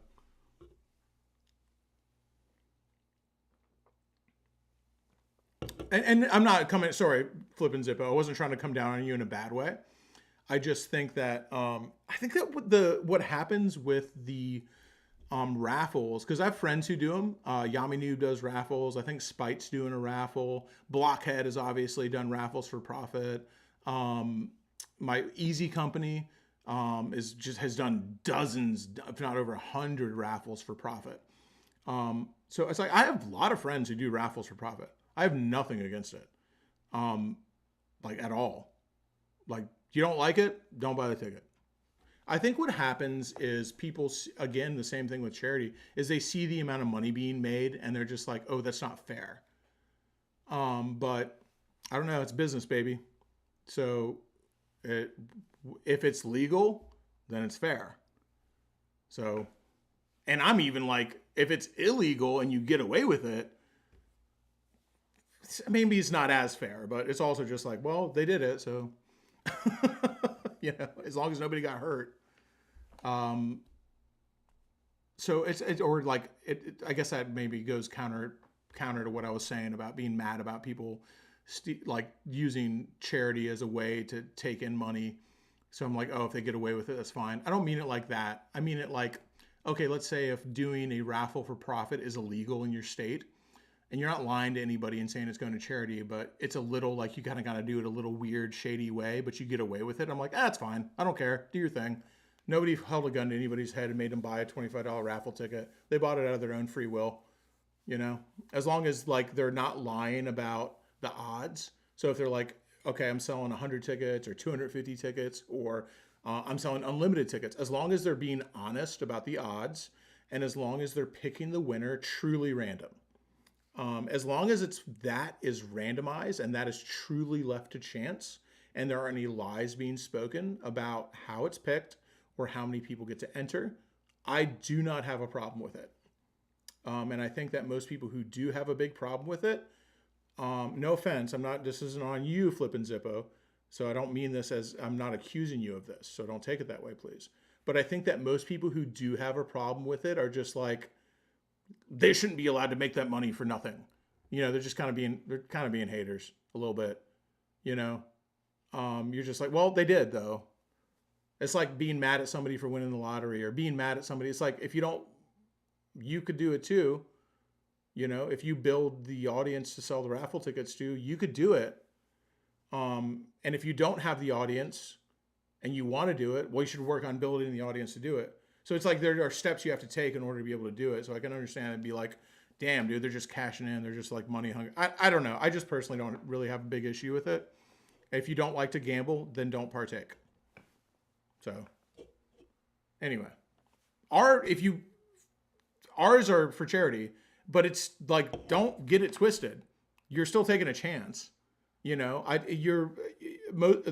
some people who donate who are like, I don't even want to win the bike. I don't care about it. But I talk about it in videos all the time. You're still taking a chance and you're still thinking about dude, I bought so many freaking lotto tickets. If I had all the money I've spent on scratch offs, lotto tickets, slot machines, and freaking blackjack, dude, all my bikes would be running.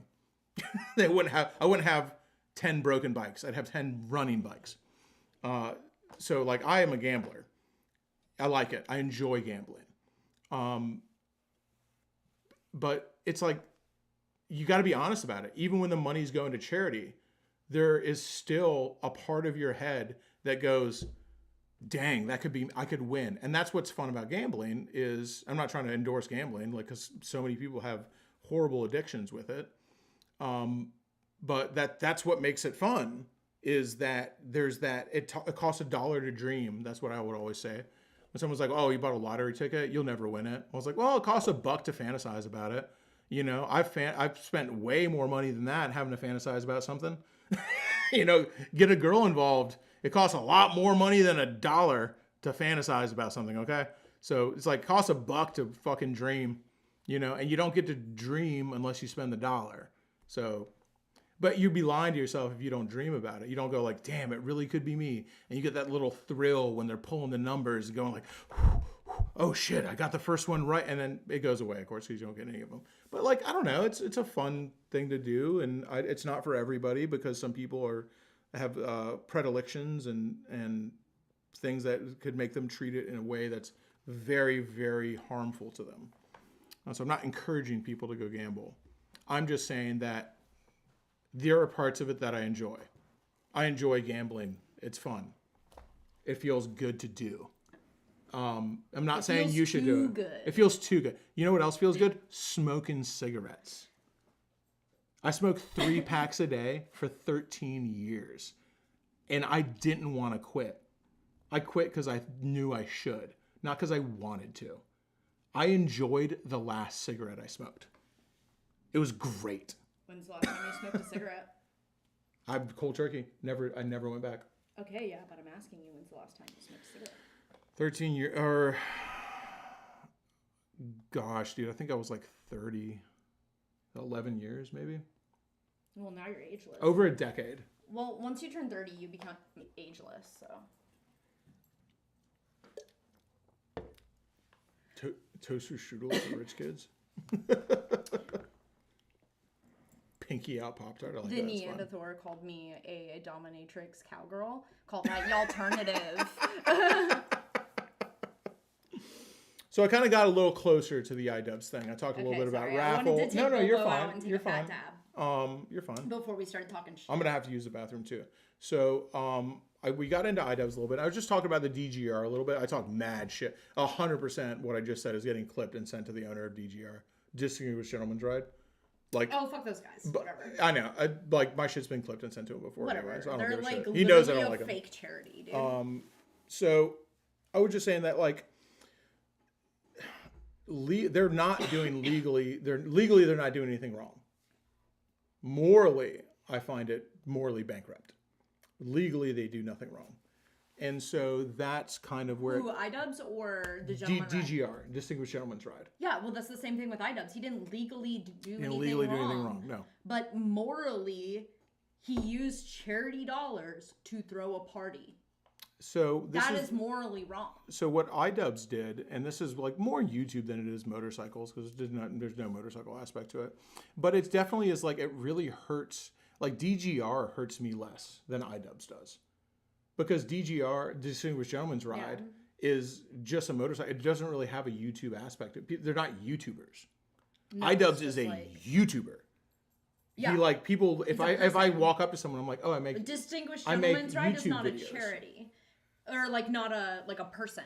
Like they're just an organization, and that's what Idubbbz was trying to do. Is he was trying to have Creator Clash be the charity organization, but then also not. You're getting ahead of it, but sure, whatever. I'm just saying it's that what bothers me more about it than anything is the fact that if I walk up to a random person, doesn't know anything about motorcycles, and I go to the Distinguished Gentleman's Ride, they'll just be like, what? But if I go Idubbbz, they're like, oh, Idubbbz, I know who that is. Not everyone. More people that know about motorcycles. Yeah, you're right. There are probably more people who know about Idubbbz than the DGR. I would say that, yeah, probably. So it really hurts me personally that he is just still trying to pretend like he's doing something, and it's like he hides behind this shield. He did this first event, which is a boxing event, influencer boxing event. I hate the word influencer, but an influencer boxing event. Creator Clash. I like creator is a word I like. Yeah. I like that word. Influencer, I'm just like, motherfucker. Yeah, that's fuck off. Even It's on so my tab insidious. I don't like that. On Instagram, it does not say influencer. I am a video creator. Okay, I'm creating videos. Yeah, don't say like a dude. This is my art, dude. Fuck off, dude. I'm not influencing anybody to do shit. I'm just fucking creating my art over here. So when someone's like, "Oh, I'm an influencer," I'm like, "Oh, so you're looking for your next BetterHelp ad read or something?" And I'm like, dude, do I influence people to do things? Yeah, I do that when I'm not making YouTube videos too. I tell people what I like, and I don't do it for money. You know, it's like, do I try to convince people to ride motorcycles? Yeah, that's because I think your life will be better if you have a motorcycle. Because mine is. You don't have to listen to me. You know, I'm not telling you to go freaking download an app and talk to a fucking 19-year-old psychologist. Okay? Like, I'm not telling you to freaking get a meal frozen. I'm not telling you to get Stouffer's fucking Hungry Man meal for ones delivered to your fucking house from whatever the 100 different companies that are like, this is a meal plan. I'm like, yo, that's fucking TV dinners, dog. I just be sitting there tapping over that shit anytime Fuck one of the off. creators I like. Influencer with that shit. Fuck off. Well, fucking, some people's gotta pay the bills, you know? Like, I really like Wendigo. No, that's fine. You're right. You're right. I'm really, gonna be there's like so many creators. It is okay. There's so many creators that are out there doing that I like. But, when they do their ad read, I just be sitting there tapping over it to get that shit over with, because I do not give a fuck, and I'm not buying it. Whatever they're selling, I ain't fucking buying. Yeah, I hope I influence you to fix your bike. That's like influence you to do good things and invest in yourself instead of invest in a company, because I don't want you to invest in some dumb shit or like some weird product that you don't even know anything about. Like, because I feel like a lot of these YouTubers don't even know much about the product that they're pushing. For example, the whole honey scandal and the whole BetterHelp scandal, where they did find out they were like 19-year-old therapists. And then like the whole honey scandal where they found out they were like taking all the money from the creators. I don't know if you guys saw that one. What's the best kind of Pop Tart? Oh my god. Strawberry. Basic. It's at every gas station. You don't have to worry. You know it's going to be good. Blueberry is also a good one if the strawberry's not available, but keep all that chocolate shit away from me.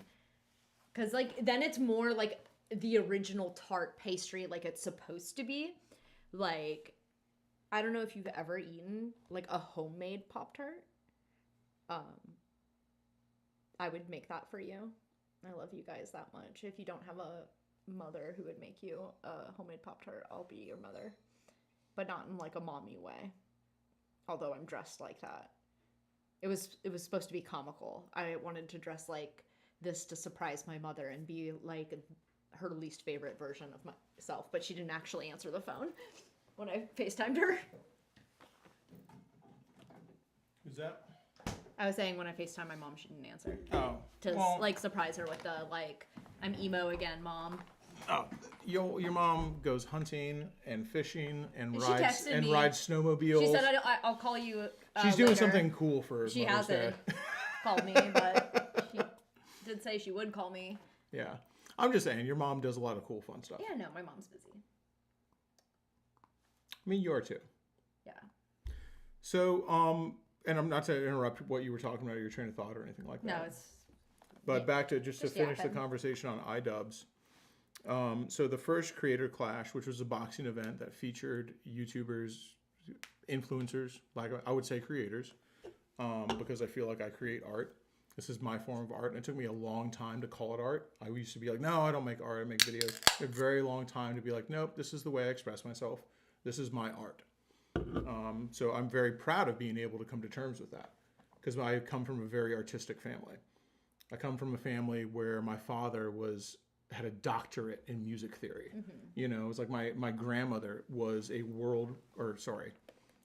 not a world renowned, but a renowned oil painter. Yeah. You know, who sold paintings for thousands of dollars. Like, it's like I come from a very artistic family, and I always had a lot of like, what's my thing, and so I had a lot of like being like, oh god, this is videos, that's dumb. I know, and sometimes you'd be like, videos are my art, and you'll take so long to get like the right shot, and then sometimes and that makes you like. It's not even cameras though; it's the composition, it's editing. Then you'll be like Pablo Picasso. You're like Picasso for real, but then sometimes you're like. Jackson Pollock, because you're shaky as fuck with your camera, dude. It's not cameras though, so cameras are not my thing. I don't like filming. That's not what I like. I like editing. Editing is where I shine. Mm-hmm. Editing is what I like to do. Like, that's where like filming is the work I have to do to be able to do that's like going to a job to afford paint. Editing is what I like. I love to edit. And if you don't like to edit and you want to make YouTube videos, you're going to have a tough time. Yeah, well then... I'm just saying. You can do it. It's just going to be tough. That's like liking to paint but not being able to draw. It's like, bro, you're going to have a bad time. Yeah. Like, trust me. This is not going to go as smoothly as you think. Oh, my choice of... So I don't do Pop Tarts, but Somebody asked me what my favorite Pop Tart was. I think that I said strawberry. I think that Pop Tarts taste like cardboard. They're not good. I know, I love cardboard. Cardboard for girls. What I do love is Danishes. And I But feel that's like what I told him. I was like, it's sorry, I'm interrupting you. Yeah, but I yeah, was you're like, fine. it's like an original tart, like a fruit tart that you would eat homemade. That's why I like the fruity ones instead of like the like chocolate kind of Pop Tarts, because you're getting farther away from what a tart is supposed to be. Yeah. So I would say Journey of Jerry, you're not wrong. I do love a lemon cream cheese Danish. Like that's very good, but usually I'm a berry guy. So like I think that strawberry, like usually a mixed berry and cream cheese is my favorite, I would say. So it's like strawberry, raspberry. I don't know what the third berry they put in there is. Might just be strawberries and raspberries. But mixed berry cream cheese Danish is usually my favorite. This dude says guac Pop Tarts, and I think we should probably put him in solitary confinement. Yeah, 1,000 Years Dungeon. Yeah, you don't need to be around the regular population. I think you could be out here, but I also realize why everyone else doesn't want it. Farewell. Those Goodbye. types of ideas need to be locked in a cage. My man Papa D, dude. Gas Station Pickles, we appreciate you, brother. You, Papa D. But we still got to get Papa D down here. Do you know that Papa D won a fishing trip? Oh, yeah. Yeah, I just got to fix that. Is it raining? Yeah, it's pouring. The old man snoring? I just got to fix the boat, and we'll get you down here because we want our inaugural fishing trip with you is going to be on the pontoon. Oh yeah. So I want it to be like the first because we want to give away more fishing trips, but I don't want to do it until you're going to be the test mule. You're an unwilling volunteer. Well, you bought the ticket, so I guess you actually paid to be there. You're not a volunteer, but you'll be the first one to see how it goes. And if you're the last one, I guess it won't go well. But I fix the boat first. We're close to a water test. It's going to be fine, I promise. So, Idubbbz, the first Creator Clash went very well. Allegedly. It was okay. Well, it was pretty good. I say allegedly. You were missing for this. That's why I was talking about the Distinguished Gentleman's Ride, because he never released a breakdown of how much money he spent versus how much money went to charities. So saying I raised $1.2 million for charity. Okay, well, how much money did you spend on the event, money did you spend? And that's what I want to know. Also, the event wasn't sold out. I don't understand why they got a bigger event space afterwards. So on the second event, we're shooting ahead here a little bit. They lost money. They lost $250,000. So I'm like, okay, well, if you lost $250,000, is that the minimum you spent even on the last one? If you could lose $250,000, how much did you spend? How much did you fucking spend? How much did you spend? So $1.2 million. If you just say you only spent $250,000, you didn't raise $1.2 million. No, you raised $900,000, and I think that is ridiculously conservative. It's like obviously you spend more than that. So it's like stop saying you raised $1.2 million unless you're going to release the numbers. Yeah. Unless you're going to go like, okay, here's the breakdown. Then don't say that. We are honest about what we say. We say how much the bikes cost, whether they were donated or not. We buy some bikes. I've personally bought, me and Shay, as Brapstar, have personally bought over a dozen motorcycles and not taken the money back. Yeah, or paid to fix the ones that are donated. That's where all the Patreon money goes? Yeah, if 100%. Well, more like 400% donates of a it. motorcycle, but then it actually needs 5 things before we feel like it's safe enough to raffle off to somebody and ride home, we might have to put $1,000 into that bike. So thanks it happens to all the time. Patrons. Huge thanks to you guys. We also spend our own money doing it. And y'all's money. But we get Jason's money. And Jason's money. That's for sure. And Jason's money, that's for sure. Sugar Tree J in the chat. Smoke sessions. Where's that? Light that thing up again. That isn't sessions. I know. Well, we're in Florida. You can only get in I Oregon. don't like it. Okay. You know what? I wasn't going to say anything. I actually didn't like it either. I didn't like it. Yeah, it made me feel weird. It made me feel weird, too. It almost, like, made me feel like we were smoking a spliff. You know, like, when you put tobacco in with your joint and it gives you that, like, lightheaded feeling. Well, I've smoked 2 of them before this, and I didn't like either of those. I don't like them. Yeah, I didn't like them. I'm going to give them away. I don't like them. them. Well, I thought it was just me. I don't smoke as much as you. So I was just like, man, maybe I just suck. I'm going to get the better joint. I don't like that one. I'm going to get the actual sessions one because I didn't like that. Dr. Fruity Boots, man. Cherry cheese danishes. I like cherry and cheese a lot, dude. Cherry and cheese is a good fucking mix. And if you would like to smoke and also taste cherries, She's My Cherry Pie, a strain that's not even available yet, won first place in Oregon. Best cart, which that's what we do in Oregon, is we make carts. And we make the best distillates farm to table. And I would say definitely in Oregon, easily. I would also pretty confidently say the United States. And if you make the best in the United States, it's pretty easy jump there to say they're the best in the world. And I think that is pretty confidently can say that if you were to gather the top 10 in the world, that we would be among them.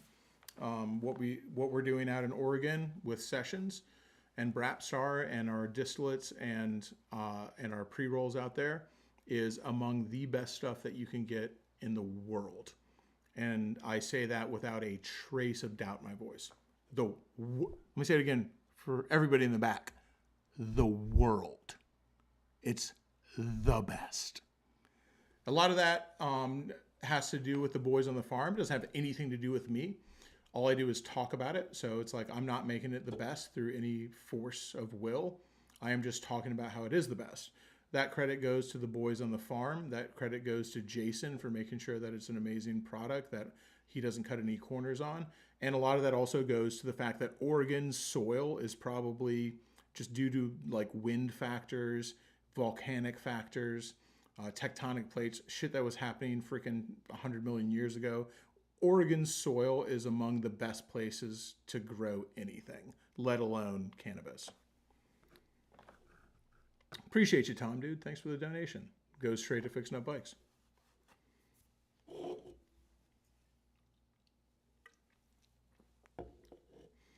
Frank says open books on charity. They are open. Charities in Florida, I don't know if it's like this everywhere, but in Florida, it is the law that Florida is among one of the stricter states to do charity in. So in Florida, it is the law that your everything you spend, all your books must be public record. So anybody can look it up. It has to be public record. I don't know if it's like that in every state. It's definitely not like that in Australia. But in Florida, that's the way it is. That's why I was really confused about the whole Idubbbz thing and Creator Clash, where they said they made $1.2 million on the first event, yet they lost $250,000 on the second event. I would just be like, well, I'd like to see a breakdown. Well, they don't have to give a breakdown because they're not a charity. That's the thing, is they're not a charity. They are a for-profit company that then they take amount of money and they donate it to charity. So I just want to be like, well, how much is it? Because then it turns into overhead and being like, okay, the first Creator Clash, you raised $1.2 million. Like, all right, well, how much money did it cost you to raise $1.2 million? Did it take $1 million to raise $1.2 million? I would want to know, because I would maybe give my money to a different charity if that was the case. Because I would be like, I want to give it to somebody who maybe has a lower overhead. I'm not saying it's a bad thing, but I would probably if I was going to spend my money, I would probably spend it with somebody else, you know? That. It's just something I would want to know. I would want it to be very easy to find. I want to be public record. I want to be okay, I want to know how well you did. If you're going to ask me to trust you with my money, I want transparency. So. Jacob Kessler, yes, it does. There is a, don't worry, you guys are not forgotten. there's something that you can donate to Forgotten Angels monthly. It's a roundup thing. It rounds up money from your bank account. And anybody who does that is entered for every single raffle without buying a raffle ticket. So if you would like to do that. I really wish somebody would win from that.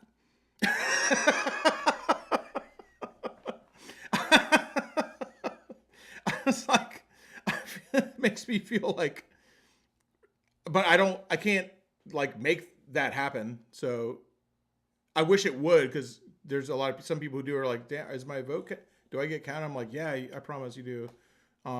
But then nobody's won from it. So I'm just like, fuck, dude. So like, I get it. I wish somebody would win from it. Unfortunately, I can't like make somebody win from it. So, hopefully they do. So everyone who does do it that way feels like they have a chance. I'm sorry. I can't influence the dice. My man, Throttle and Iron. I saw your message that you sent me an email. Let me know if you got it. Which email did you send it to? I'll go check it right now.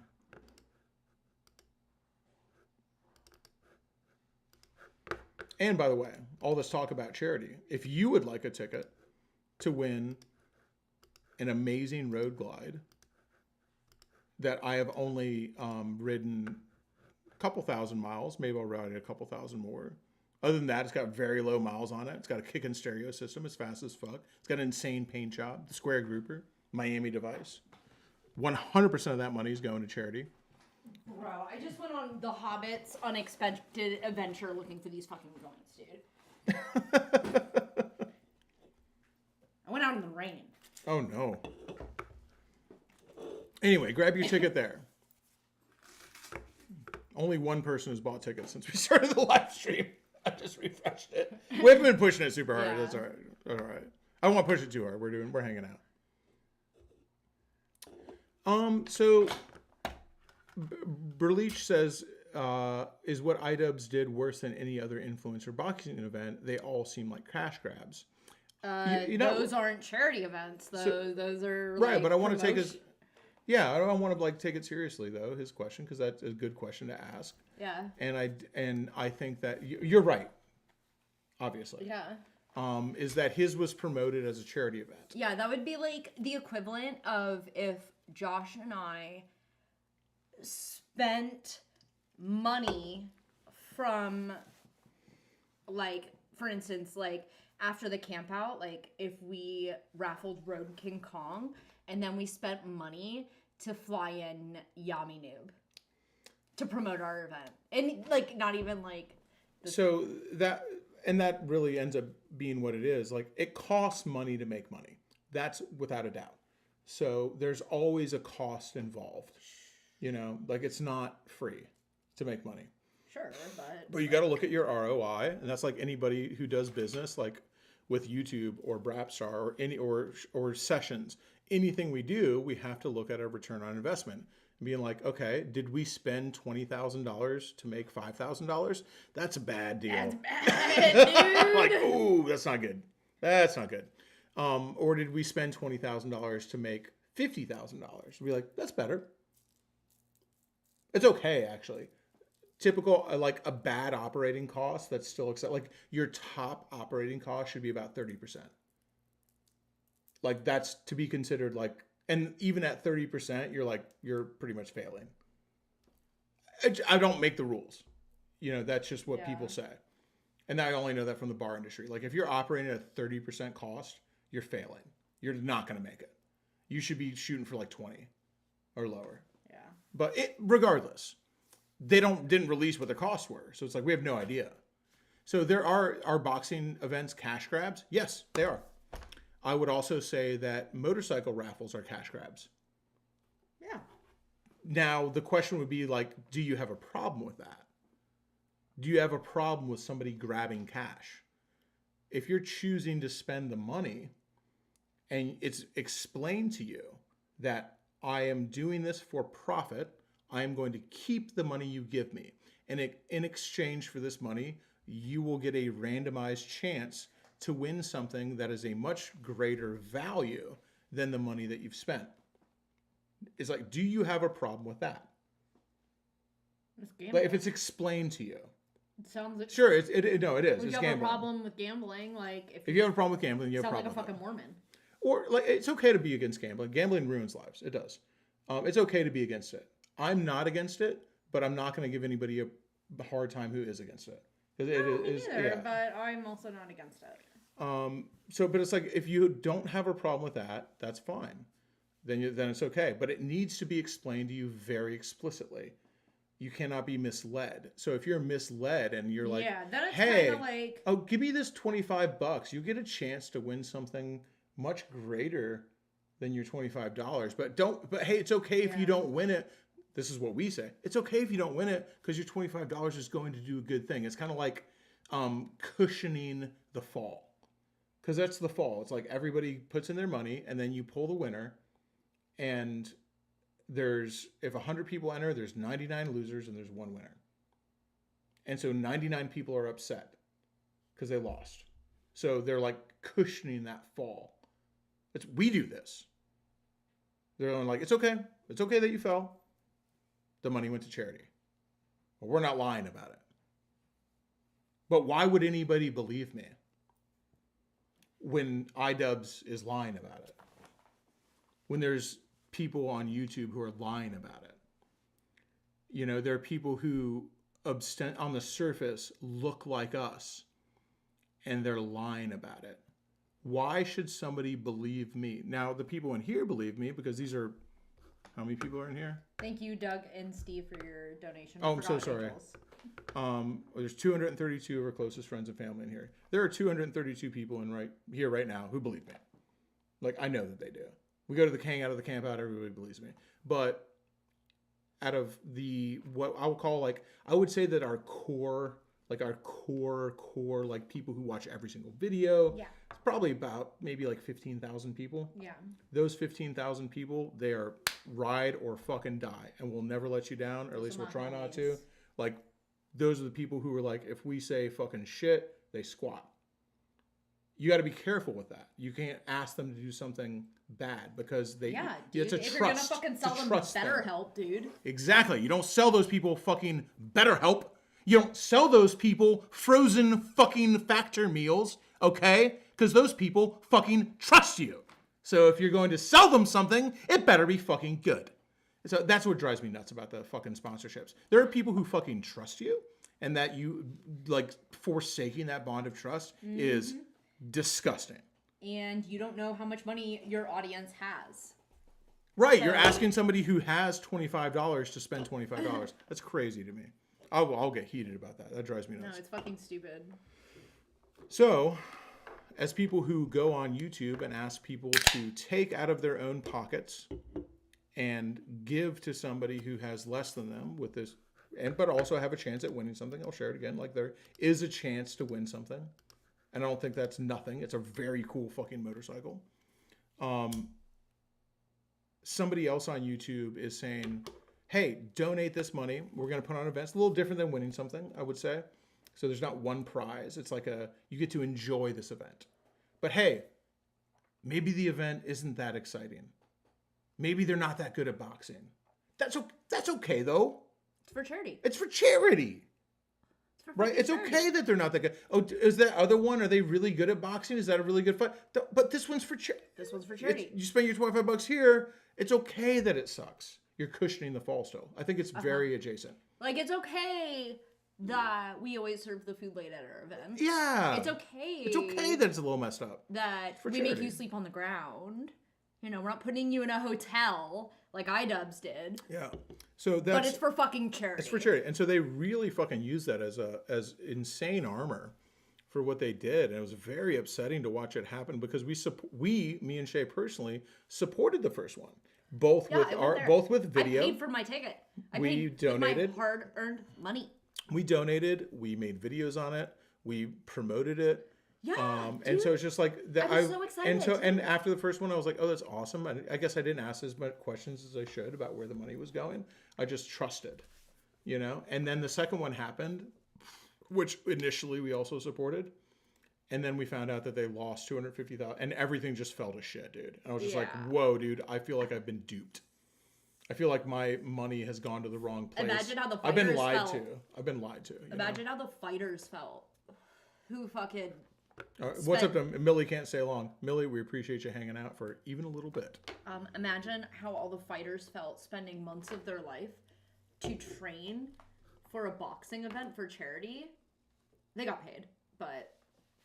And then you find out all the charity money didn't exist. It didn't exist.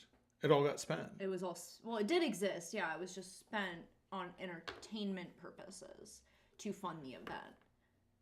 So here's the thing about the first one that Harley Mornstein revealed is that every fighter got paid $15,000 for the event. Every fighter? Every fighter. Every fighter. Every fighter. That's not crazy. No. I don't think that's bad. Because like if you raise $1.2 million, what I think is crazy. On top of that, not in accounting for that, but I just don't know any fucking entertainer who gets the same money as another entertainer. Like usually you're paid based on the amount of money that you can bring in. So maybe if you're that was smaller creator. You don't get paid as much. Maybe that was wrong, but that was his whole thing for the first one that he did was that everybody gets paid the same because it's a charity event.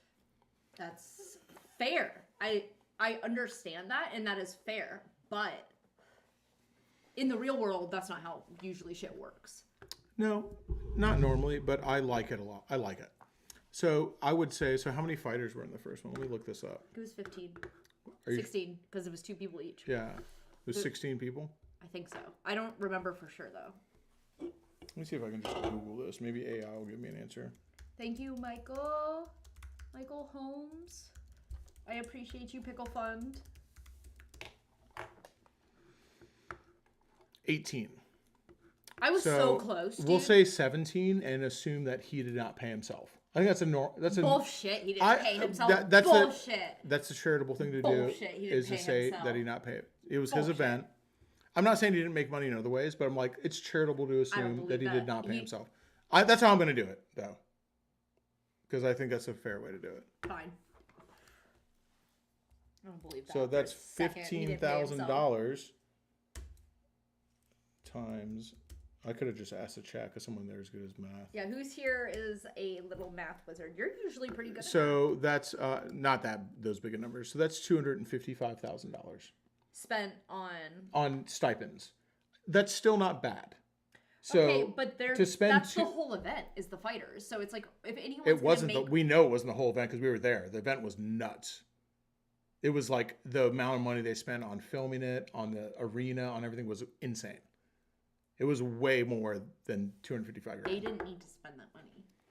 On the first one, I thought it was spent well, but that's assuming that it grossed, but it netted $1.2 million for charity. If it netted $1.2 million for charity, I'm like, okay, well, dope. Yeah. One day, like that's awesome. Brings that much money in, but if it's not bringing that much. So on top of that, every single fighter got a $20,000 fight of the night bonus.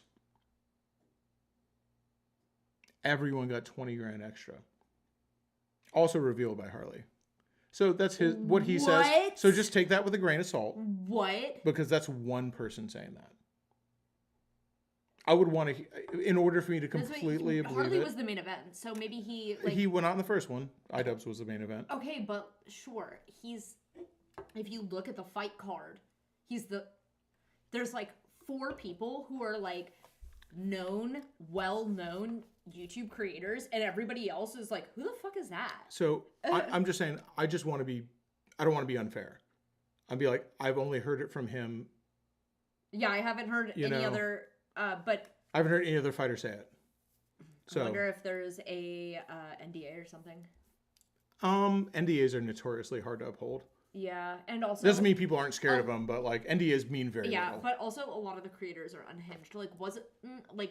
You also don't want to be known for taking big paycheck. You know what I mean? There was that Irish girl who got into a bunch of trouble for being a drunk fuck and ruining the streaming awards. Like, why isn't that girl fucking... Just a minx? Yeah. She's hilarious. Oh, she is hilarious. So let's add to this. Let's say I'm just saying I'm being a little uncharitable. And I'm assuming every fighter got a $20,000 bonus because they made so much money. So we're at $255,000 for the baseline. Yeah. Pay, which I don't think is horrible. So let's go 20,000 times 17. And that is $340,000. Plus $255,000. $255,000.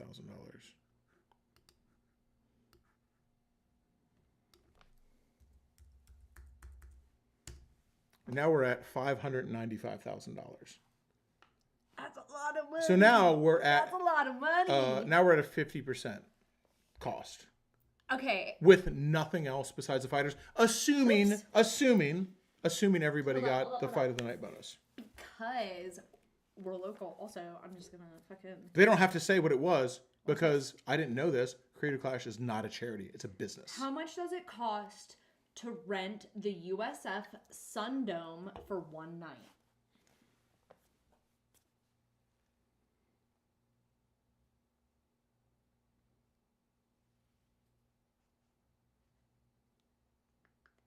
Says around $8,000. So that seems like a answer that I don't believe. I don't believe that either. I don't think it's like insane. I don't think it's $100,000, but I don't think it's $8,000.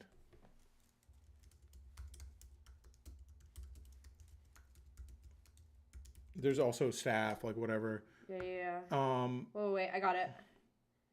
Let me see. I'm on the USF website. I thought it was a good. The Yuengling Center is what they. That's what it's called, the Yuengling Center. It used to be called the Sundome. Look at you on freaking stream. I look like an idiot. I look dumb. No, you don't. You look cool, dude. You look like a cowboy. Let me use the bathroom real quick. Right. Okay, USF Center. Or it's like the Yuengling Center at USF. Let's see how much it costs to rent that fucking bitch out.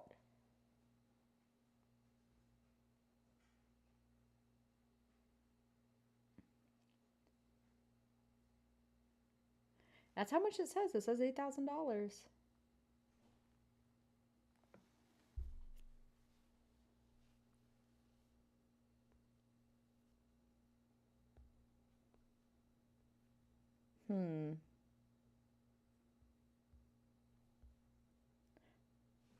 But the second Creator Clash was not at the USF Sundome.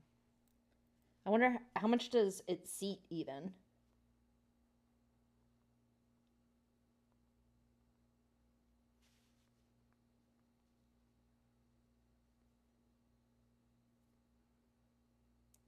Okay, so the Yuengling Center seats 11,000 people.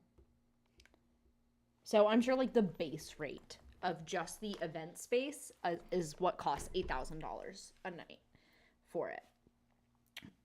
So the second one was at the Amalie Arena, which is where the Tampa Bay Rays play and like all of our big event people play. So like if Radiohead's gonna have a concert, they're gonna have it at the Amalie Arena. If like, I don't know, like any main person, like anyone who's not like fucking Taylor Swift. But even then, like then they go to Raymond James. But the Amalie Arena versus the Sundome was seating 11,000. Amalie seats 21,000 people.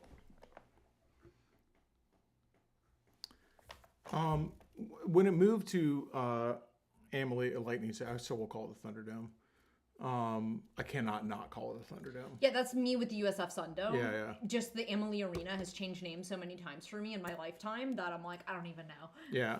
I just call it whatever it is. Like the USF Ask Gary 1-800 Ask Gary Amphitheater. The state. I call it the 1-800 Ask Gary Amphitheater because that one's so funny. I call it the fairgrounds because I cannot with the fucking names they do for that theater. So the first one they said they raised a bunch of money. At the time, I was very supportive of it and I thought it was very cool. But also, like, I guess I'm a trusting person, so it's like I wasn't like looking into it and being like, let me see what behind the curtain. I was just like, oh shit, dude, this is awesome. I feel good about doing this. And then we felt good about the second one too. And we felt good about doing the second one. So we found out they lost $250,000. And that was like real kick in the teeth. $85,000 is how much it costs to rent the Amalie Arena. And then they just like $85,000. That's not. There's got to be other costs. Well, sure, that's how much it costs to rent the arena.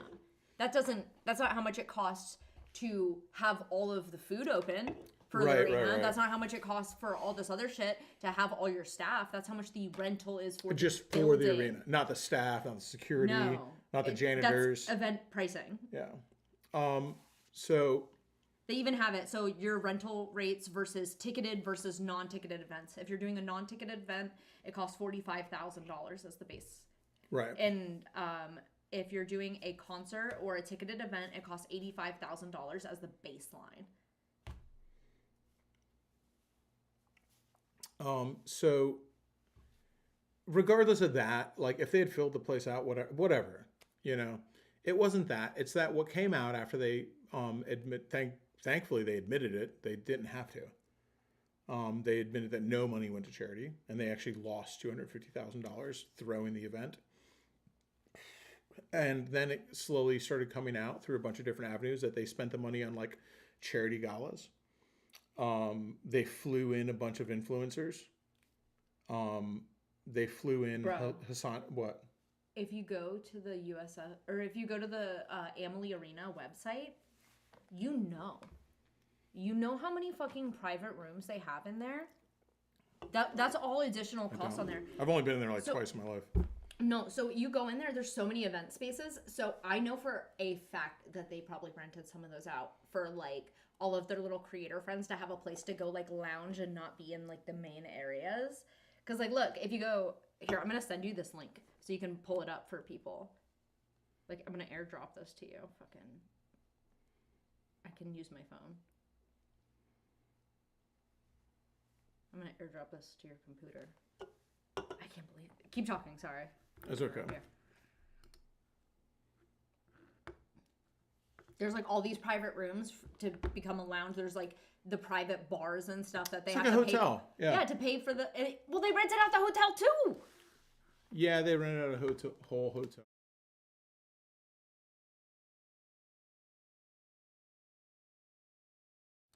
So yeah, they just, I feel like they spent a lot of money very foolishly, and they spent a lot of money trying to woo bigger people in, which if you're being uncharitable, that you would say that was done for their own egos. Yeah, it's for clout. Or if you're being charitable, you would say, well, they did it because they thought that bigger people would bring in more money. I've seen people who think that way. I'm not saying you can't think that way. I guess, but it's like if you're paying these people like $50,000 to fight for you. They didn't do it the second time. Nobody got a fight of the night bonus the second time. Well, if you're gonna pay these people, these creators that are fighting in the event should be the ones promoting it, not having fucking denims fly in. I understand. I part of me gets it. I just want to be fair, Shay. So part of me gets it. It's just like, okay, here's a big good cop, bad cop. I'm wearing all black. So I will say this. It's not necessarily a bad thing. Like, let's say we could pay Mr. Beast $100,000 to do a whole video. Obviously, that's not what it would cost. Sure, but let's just say it. No. But I'm just saying that's not a bad thing, right? Yeah. Because the return on investment would be huge. We pay him $100,000 to make a video promoting Forgotten Angels. That would be an excellent way to spend money to make a lot more money for charity. You'd be like, we're going to make millions of dollars and also get people talking about it. Like, it'd be a great thing. So it's like you could, if you're being very charitable, you could say that, okay, they're flying in these other people that are going to be into the event, and they're going to go there, and it's going to create this hype around it that's going to be very good and raise a lot more. But that was not the case. So that wasn't the case. It doesn't seem like it was the case. Yeah, that's like, there was galas. Charity galas is not a weird thing, by the way. 3 is weird, but a charity gala is not a weird thing. You want to make sure you take care of your highest rollers and the people who spend the most money, and make sure that they feel very good about their donations. There's a lot of different ways to do that. So I'm just saying. Doing galas enough? Should we be doing galas? I don't even know if a gala is just what you call it. It could be like just freaking potato salad on a Chinette plate. You can still call it a gala. Is the camp out our gala? That's our gala, yeah. Is that our gala? That's our gala. Technically, yes, because it's for charity. That's what I'm saying. Is if you throw a party for charity, it's a gala. That would be like if we did our gala and we flew in like Yami Noob and we flew Spike in. Spike came on his own dime. Yeah, he paid. Adam Sandoval came on his own dime. Yeah, all they these were not people paid. Who have come to our event, we didn't pay them to be there. We've never paid Jess or Blockhead to come to our event. They just do that because they're nice and they want to support us and support the charity. I just want to give a shout out to my man Mothman in chat. Mothman's here? He is a Doesn't he have 2 penises? He's a very old school YouTuber. Motorcycle YouTuber. Okay. He is from West Virginia. Okay.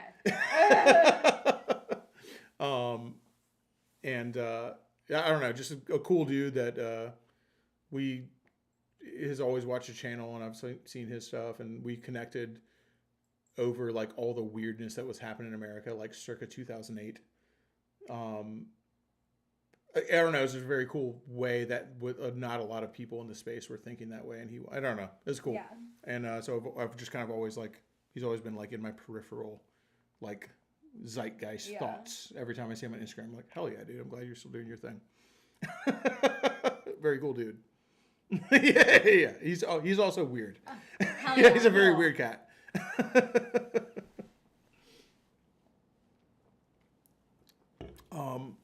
Anyway, so I don't know, man. That was us talking shit about Creator Clash. Now they're trying to do a Creator Clash 3. And keep trying. It just makes me feel it's upsetting to me because not you guys, but we do get lumped in with these people when we talk about trying to raise money and do good things for charity through YouTube. We get lumped in with these guys, and it really sucks. It makes me upset. It makes me upset to know that somebody looks at $1.2 million, which is an incredible amount of money. So much money. It's an incredible. It's a life-changing amount of money. It's also nothing. You know what is also an amount of money that can be spent on one event. It's the amount of money that can be spent on one person. Where do you cut off the money for one single human being, for one single human life? Does it cut off? Be like, ooh, shit! What does a life cost? You've reached the limit. Somebody euthanize them. Like, uh-oh. Maybe they warned them before. They're like, hey, you're getting close, dude. If we spend 5,000, if we spend $5 more grand on you, like, oh no. Dude, imagine when you're like into the chamber. Dude, that sounds playing the fucking that gambling game where you draw the cards and you're trying to hit 21. Like, imagine, like, blackjack. Is that? I'm sorry. I don't know. I'm sorry. I said that. Literally just a girl. I'm sorry. So, like, dude, imagine this. You've got $500 left. Right. Like, better be careful. Don't fuck up. Don't fuck up, or else it's Logan's Run for you. You're getting fucking euthanized, bro. Like, you can't put a fucking dollar amount on it. So it's like, is $1.2 million an insane amount of money? Yes. That's an insane amount of money. It's also in the grand scheme of life, as opposed to one life or 100 lives. $1.2 million could change 100 people's lives forever. It could, and also $1.2 million could be spent on a single person, and they might need more. You can't, so it's hard to quantify. So I hate to talk shit about it, but it's like, but they use the fact that they raised that money like a battle axe. $1.2 million swing and hit. I'm like, fucking chill, dude. Chill. $1.2 million, like a swinging a sword. We have cured Alzheimer's. Yeah, we saved $1.2 million. Saved the world. And I don't want to ever be heard saying that. Like, I don't think that's a lot of money. It's an insane amount of money. I wish I had $1.2 million. I wish we would raise $1.2 million on this raffle. You know what I mean? Like, that's an insane amount of money. But like, don't swing that like a hammer, motherfucker. Because in the grand scheme of things, that don't mean shit to a tree. And they use it like I don't know, man. Just everything about it. It's super fucking upsetting, dude. And it really and has negatively affects what we do. It negatively affects what we do. I think for what charity. really bothers me the most about it, like the failing to raise any money for charity from doing this big, I don't know, gala, is that this is they chose Tampa to do it in, so it's like it's in our backyard, dude. It's a little more upsetting. Kind of in my community. You're like, it feels like, can you take this LA shit back to LA and stop taking money from my community? Get the fuck out. Yeah, that's definitely a big part of it for me too. Yeah, it's just like not only are they YouTubers, which I fucking find is upsetting for me, but they did it in Tampa. Yeah, it's also it sucks, dude. And it pisses me off because they're taking money out of places, like you said, they're taking dollars out of places where it could have gone to actually do something instead of be bad business. And so that'd be okay, but now they're on the third one. Yeah, now they're doing it again. They've shown themselves to be bad business people. They shouldn't be allowed to do this again. Or not allowed, but nobody should be investing with them again. Yeah. But then they're still, you're like, well, it's for charity.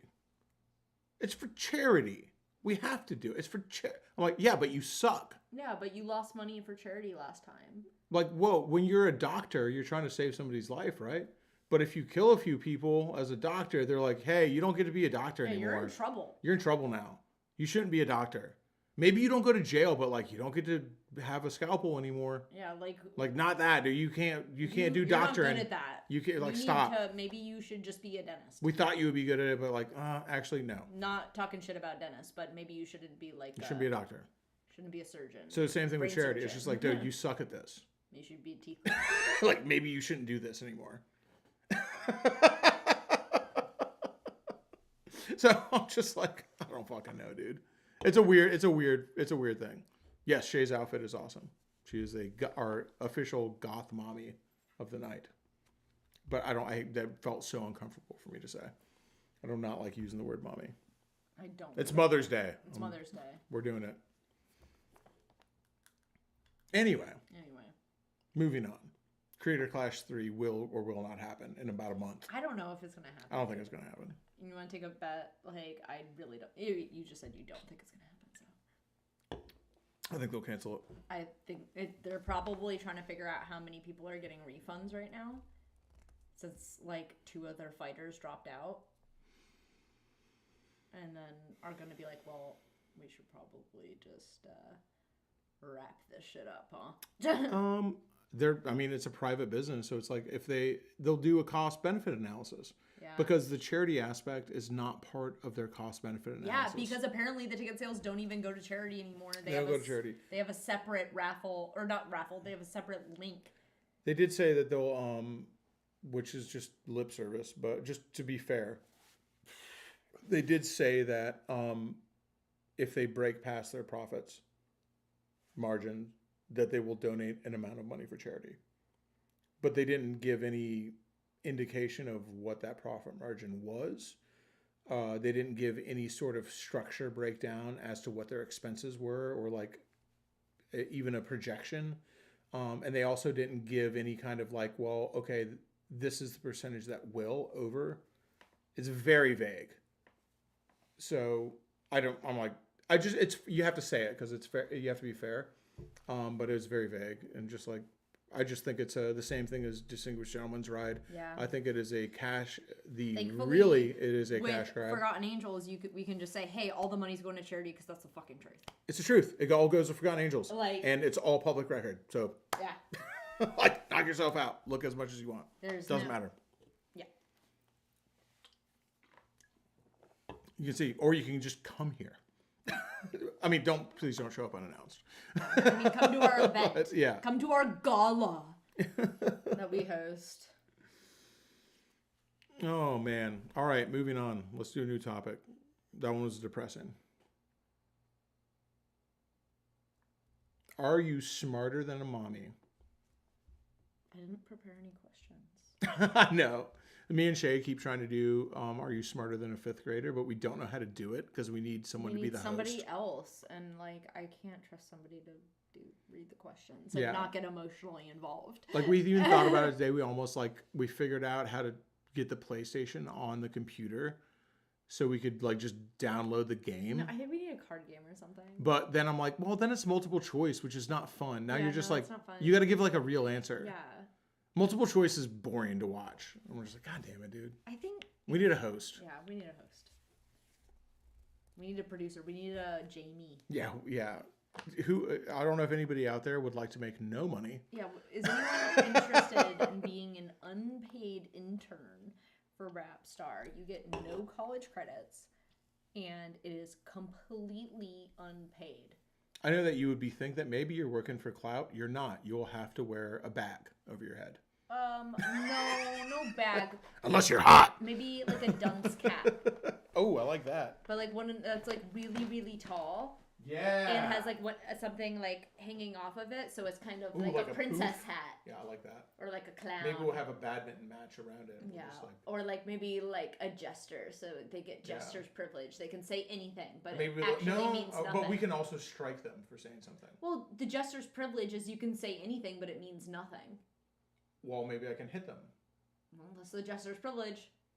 I would say, like, maybe I can strike. Well, that's the king's privilege, is he gets to strike the jester. Okay, I like it. I'm in. It's like there's a trap door. I'm not gonna kill them. Well, I said strike. I didn't say kill. There's always the trap door that the king pulls if the jester's joke isn't funny. So, when's the next raffle happening? It's happening right now. So, it ends, though, if that's what you're asking.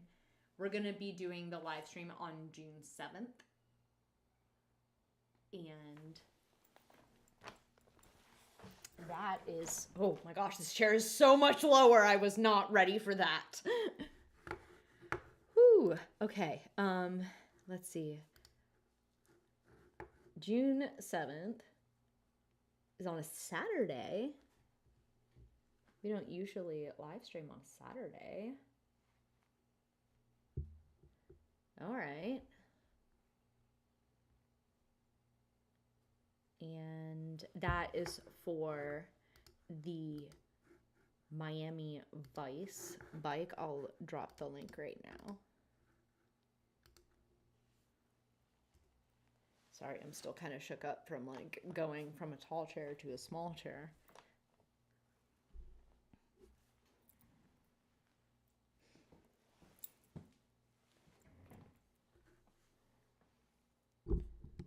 I don't think I know what the Gong Show is.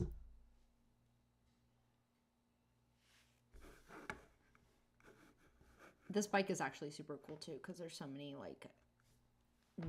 like everything on it is fancy. It is not the cheap Amazon knockoff that Josh and I usually put on bikes, because this bike was actually built by the Fat and the Furious one. Oh, here, I'll share my screen with you so you can see it.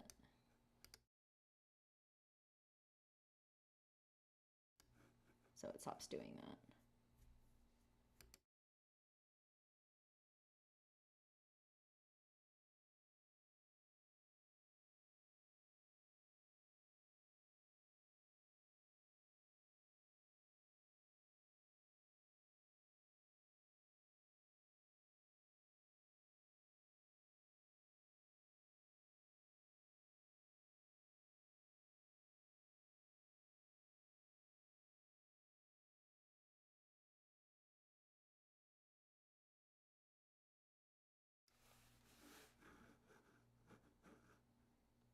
What did you ask?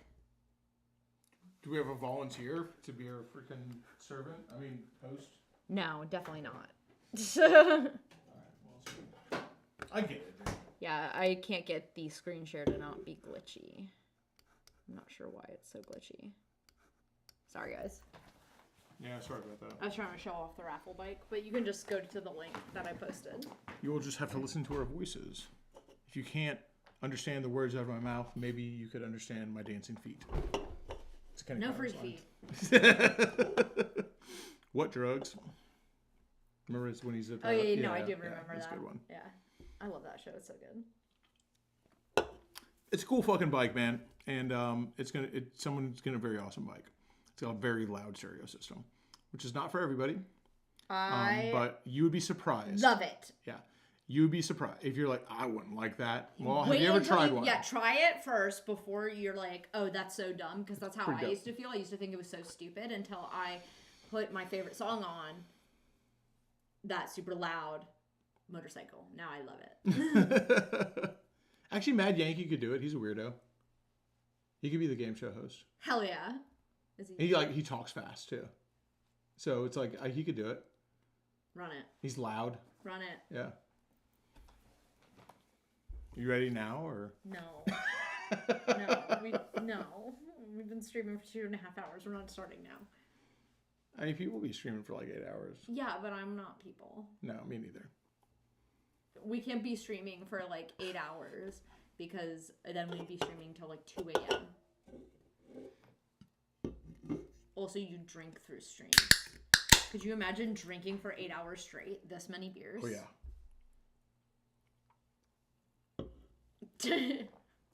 No, introverted yokai, you're not wrong. He goes, ask each other Trivial Pursuit questions. The problem is like, we need to have like...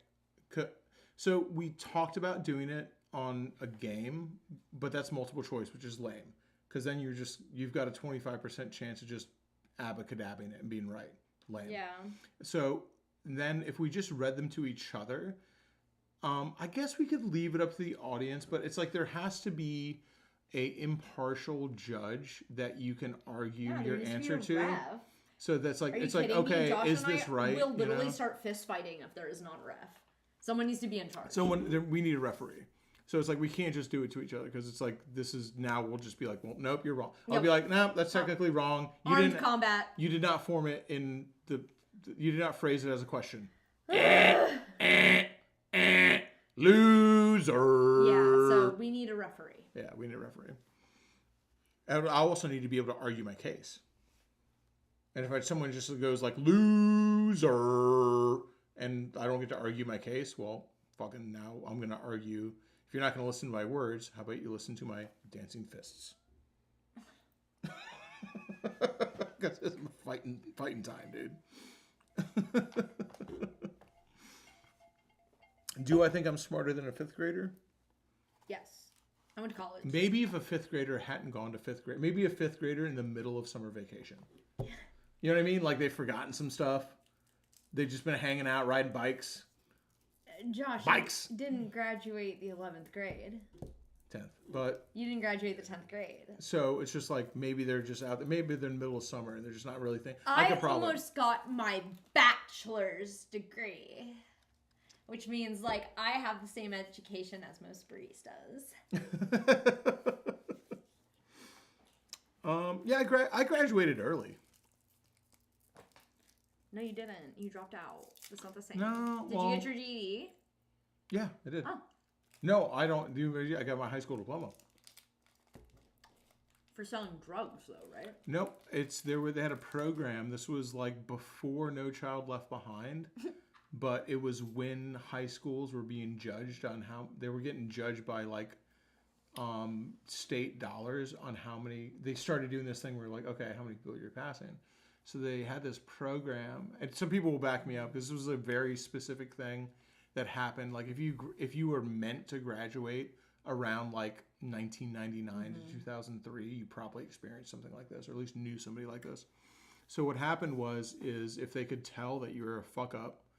And they're like, this kid's not making it. They would fast track you in night school.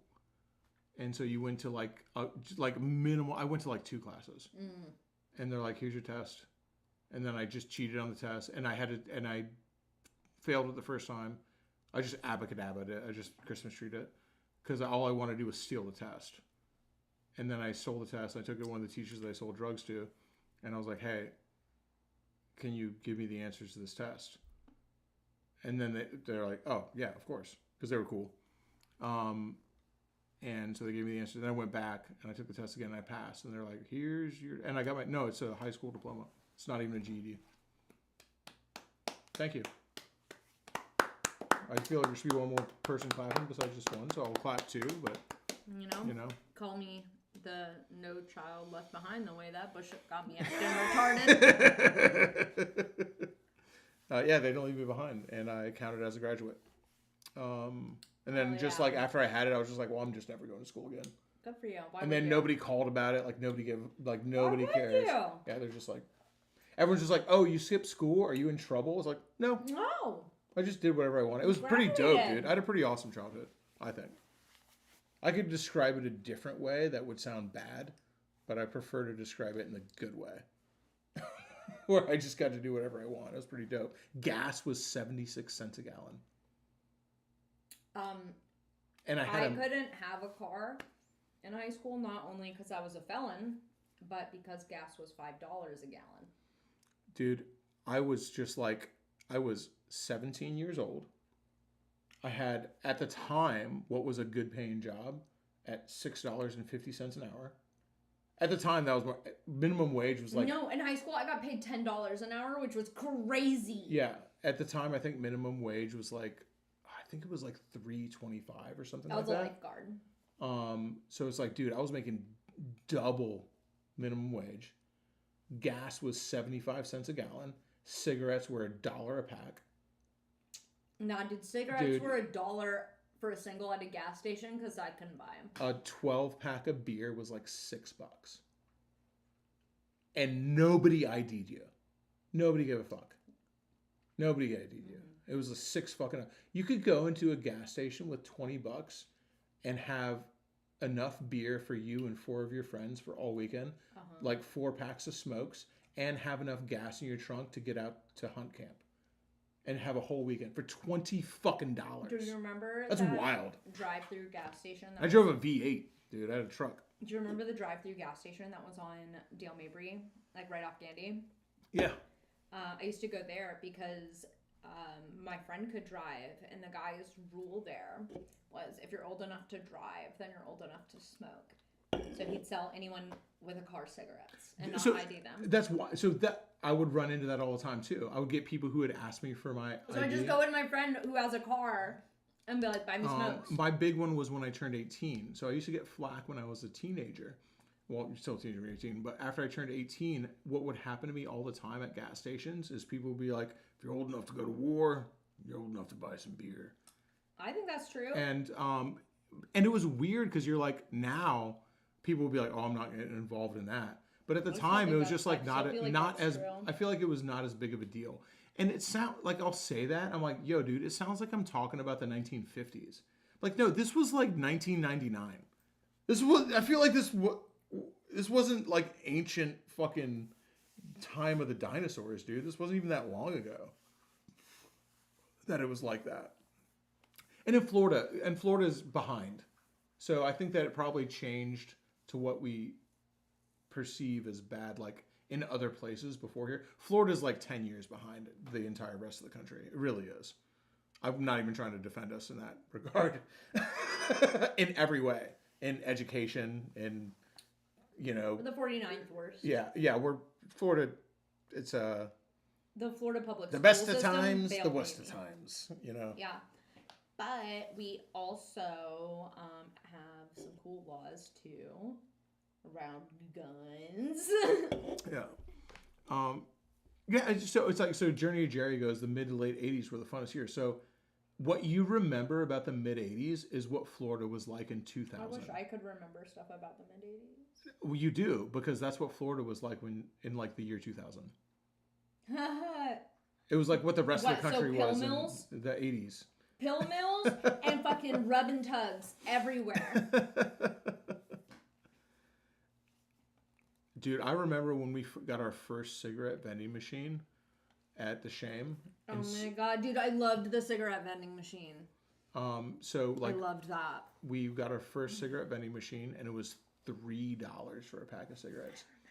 And I remember being like, what rube, what idiot, what absolute buffoon would pay $3 whole for a pack of cigarettes when they're $1 at the store?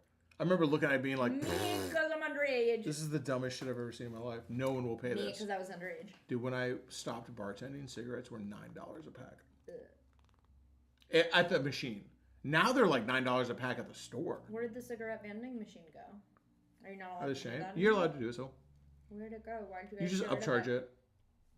Why'd you get rid of it? Richard was super anti-smoking. Really?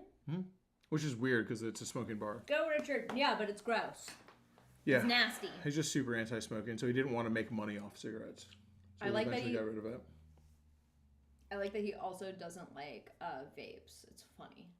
It's weird. And he just didn't want to make money on it. He just felt, I learned a lot of how I do business from Richard. Like I know you look at me sometimes and I'm just like, nope, we're not doing that. And now you're like that too anyway. But you know what I mean? But that's like shit I learned from Richard. I'm tired of this, Grandpa. Yeah, well, it's too damn bad. But that's a lot of shit I learned from Richard was he was like just so unwilling to make money in certain ways. Not completely on cigarettes because we did have cigarette machine for a while. The cigarette vending machines are so cool. I want those back. I don't even smoke, but I still think they're really cool. I think an anything vending machine. Can we get... Okay, imagine this. Hit me. Not a cigarette vending machine. Cigarette claw machine. They had one of those at Stonies. Oh, Hooker's Point! Stonies had a claw machine that had porno DVDs in it, cigarettes, condoms. Like, it had just like, that was their claw machine. Bro. I don't think they invented, a lot of places have shit like that. Josh, if we ever have a Brap Star brick and mortar, we have to have one. Have a dirty claw machine? We have to have a dirty claw machine. Fuck any other kind of claw machine. I've seen it in other places, but the first place I saw it was Stonies. Oh, Stonies. Yeah. Wait, hold on. You get the hat? No, I did see the hat. That's pretty cool. I was gonna play a song about Stonies. For Stonies.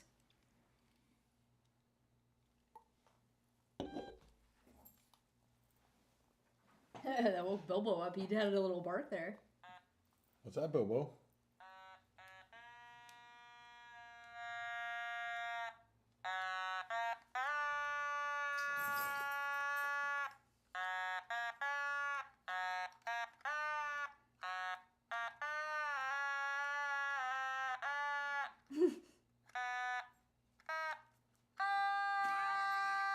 And that's where we'll stop it. R.I.P. Stonies. They had to build those condos somewhere, They had to build them somewhere. No. So it's like That or the Project 8 housing, and that came later. So, hey, Bobo.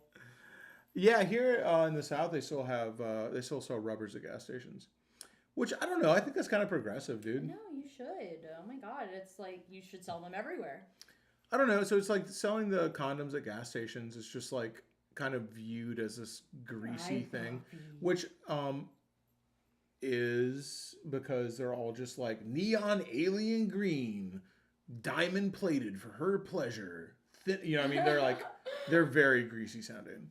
Like they're trying to get you to buy them, and it is for profit. But also, I'm like, bro, being able to buy a fucking rubber without somebody looking at you is, you know what I mean? Because it's hard to bring a rubber up to the counter. Even for me in the year 2025, yeah. I don't want to bring a rubber up to the counter.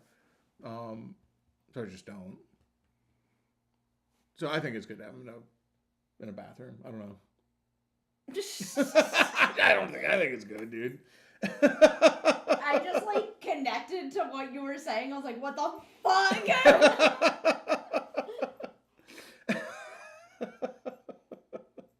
Well, listen up, baby. There are two things Shadetree surgeons don't fuck with.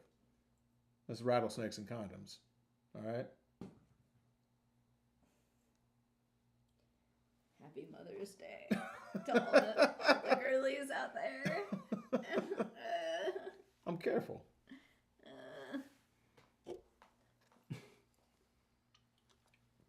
Well, I appreciate you guys hanging out. Grab yourself a raffle ticket from a charity that actually is doing what it says it does. And somebody will actually randomly get pulled. I don't know. I felt bad talking about it, but it's been weighing heavy on my mind lately, all that stuff. It's just been bugging All that me. shit's been coming out with all the Creator Clash stuff, and that's all I've been watching on the internet YouTube news that's going on is, what the fuck, Idubbbz, you fucked this shit up again. Again. No, for a third time. Third time's the charm. I'm like, dude, you don't get to do it eventually, man. If you fucking get too many speeding tickets, you don't get to drive. If you're a doctor and you cut somebody's dick off when you're supposed to cut their mole off, like, you don't get to be a doctor no more. You know, it's like, you shouldn't be able to do that. And obviously there's not a fucking charity police out there being like, you don't get to do this, but to know that he didn't voluntarily step down, he was just like, no, we can still, like, get what we want and also pull us out of the fire. I'm just like, man, fuck you, dude. I'm like, that's fucking whack. Don't hide behind it that it's a charity. Don't hide behind it, dude. That's fucking whack. It's easy for me to say because we've never had to hide. But also, it's easy for me to say because we've never had to hide because we've never done anything fucking shady. So, yeah. You know, it's like, that's all you got to do. Fucking shady then. If you don't want to hide, like, oh, I don't want to have to hide. Well, then don't do anything that's fucked up. And oh, wow, you don't have to hide. Crazy concept, I know. Wild. What a wild concept.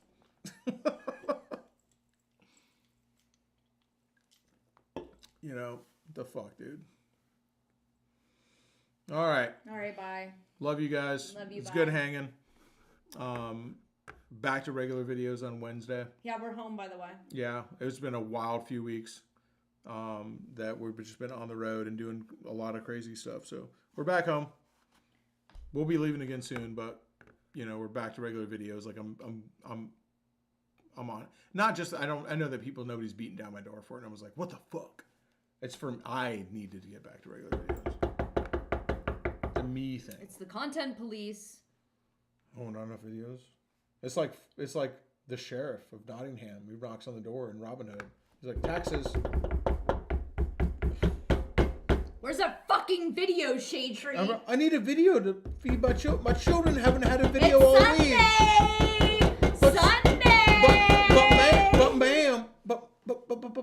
But bam, my children haven't seen a video. Jail! And then Robin Hood will come and shoot you with an arrow. And my kids will watch a video. Wake up, Shadetree. All right, love you guys. Bye. Good night. Bye. Farewell. Auf Wiedersehen.